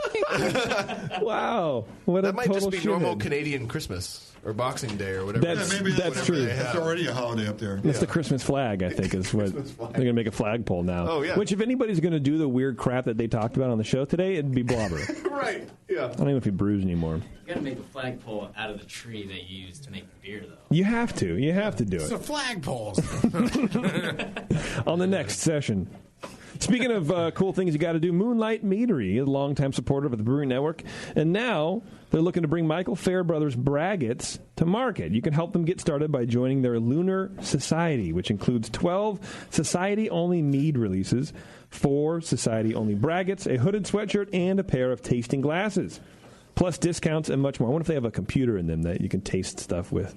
To learn more and join the Lunar Society Club, check out Moonlight Meadery at moonlightmeadery.com. Help Michael Fairbrother and his braggots. We had, I think, his Imperial Stout braggot at one of the B&A parties. Like a few years ago. Yeah. That does sound familiar. It was the one was in really San good. Diego. Yeah, thank you. It was really good. I've had some he served at a seminar, but rest assured, if he makes it, it's good. That's true. Yeah. That's true. I gotta find Take my a chance thing with here. him. Gotta find my John here. All right, and then of course you can go to adamandeve.com, and look, if you like pleasing people, adamandeve.com. That's where you got to go. You get free Big O kit, and I'm not even gonna tell you what it is because it's too weird. It's too weird for radio. You know what taco ends with? Is that the Big O in taco? Yeah. Taco. We can always talk about it. You know what? I changed my mind. If you really want to support your lover, your loved one, your wife, your spouse, or whatever, here's what you do. Speaking of tacoing, you go to adamandeve.com. Okay. This is very important stuff. Right now. You go to adamandeve.com. this is really important. And you can select a new adult toy, or whatever you want. You get 50% off on that Whatever item, I right? want. Mhm. The taco Okay. case. And then it comes to you, and you get the Big Oak or whatever, and then you hand it to her. Okay, light some candles or whatever, and hand it to her, and then you hand the package, and then she opens the package, and she pulls out the dildo, and she goes, "What the fuck is this?" And you just look at her and you go, "I want to talk about it," and you get laid instantly. Every time? Every time. I do it all the time at home. Can I order these on a subscription service? But that's what you do. You order the things, you get all the discounts. You say "Be an Army" at the checkout, and actually, I think what happens is you order it, it comes, and then you scream "Be an Army" at your wife. Screaming at her. Yeah, you open the Nothing package, gets her you light the ready. candles, and you go, "I have something I want to talk about with you." And she goes, "What?" And you go, "Be an army," and then you get divorced, and then 2 years later you get married. But you know what the trick to not getting divorced is? Putting on that song, "Let's Talk About Sex." Let's talk about. I don't know. That didn't work the first time around for me. That's good advice, Mike. Bev, did I do everything? Did you? Sure. Is Hidden Mother having a website? No, they don't. Which made it really fun to plan for the show. Yeah, we can do any guerrilla shit. Facebook, all right, join your Facebook You have a page. Facebook thing? We do have Facebook. We have Instagram.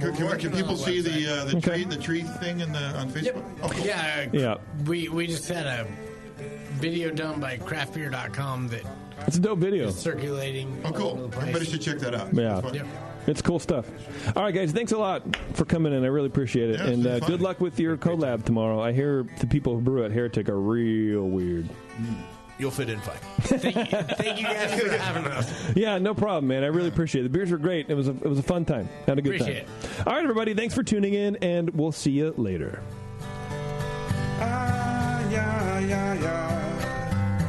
JP's an asshole. Justin's a nice guy and winning the race. JP does great as his cherry.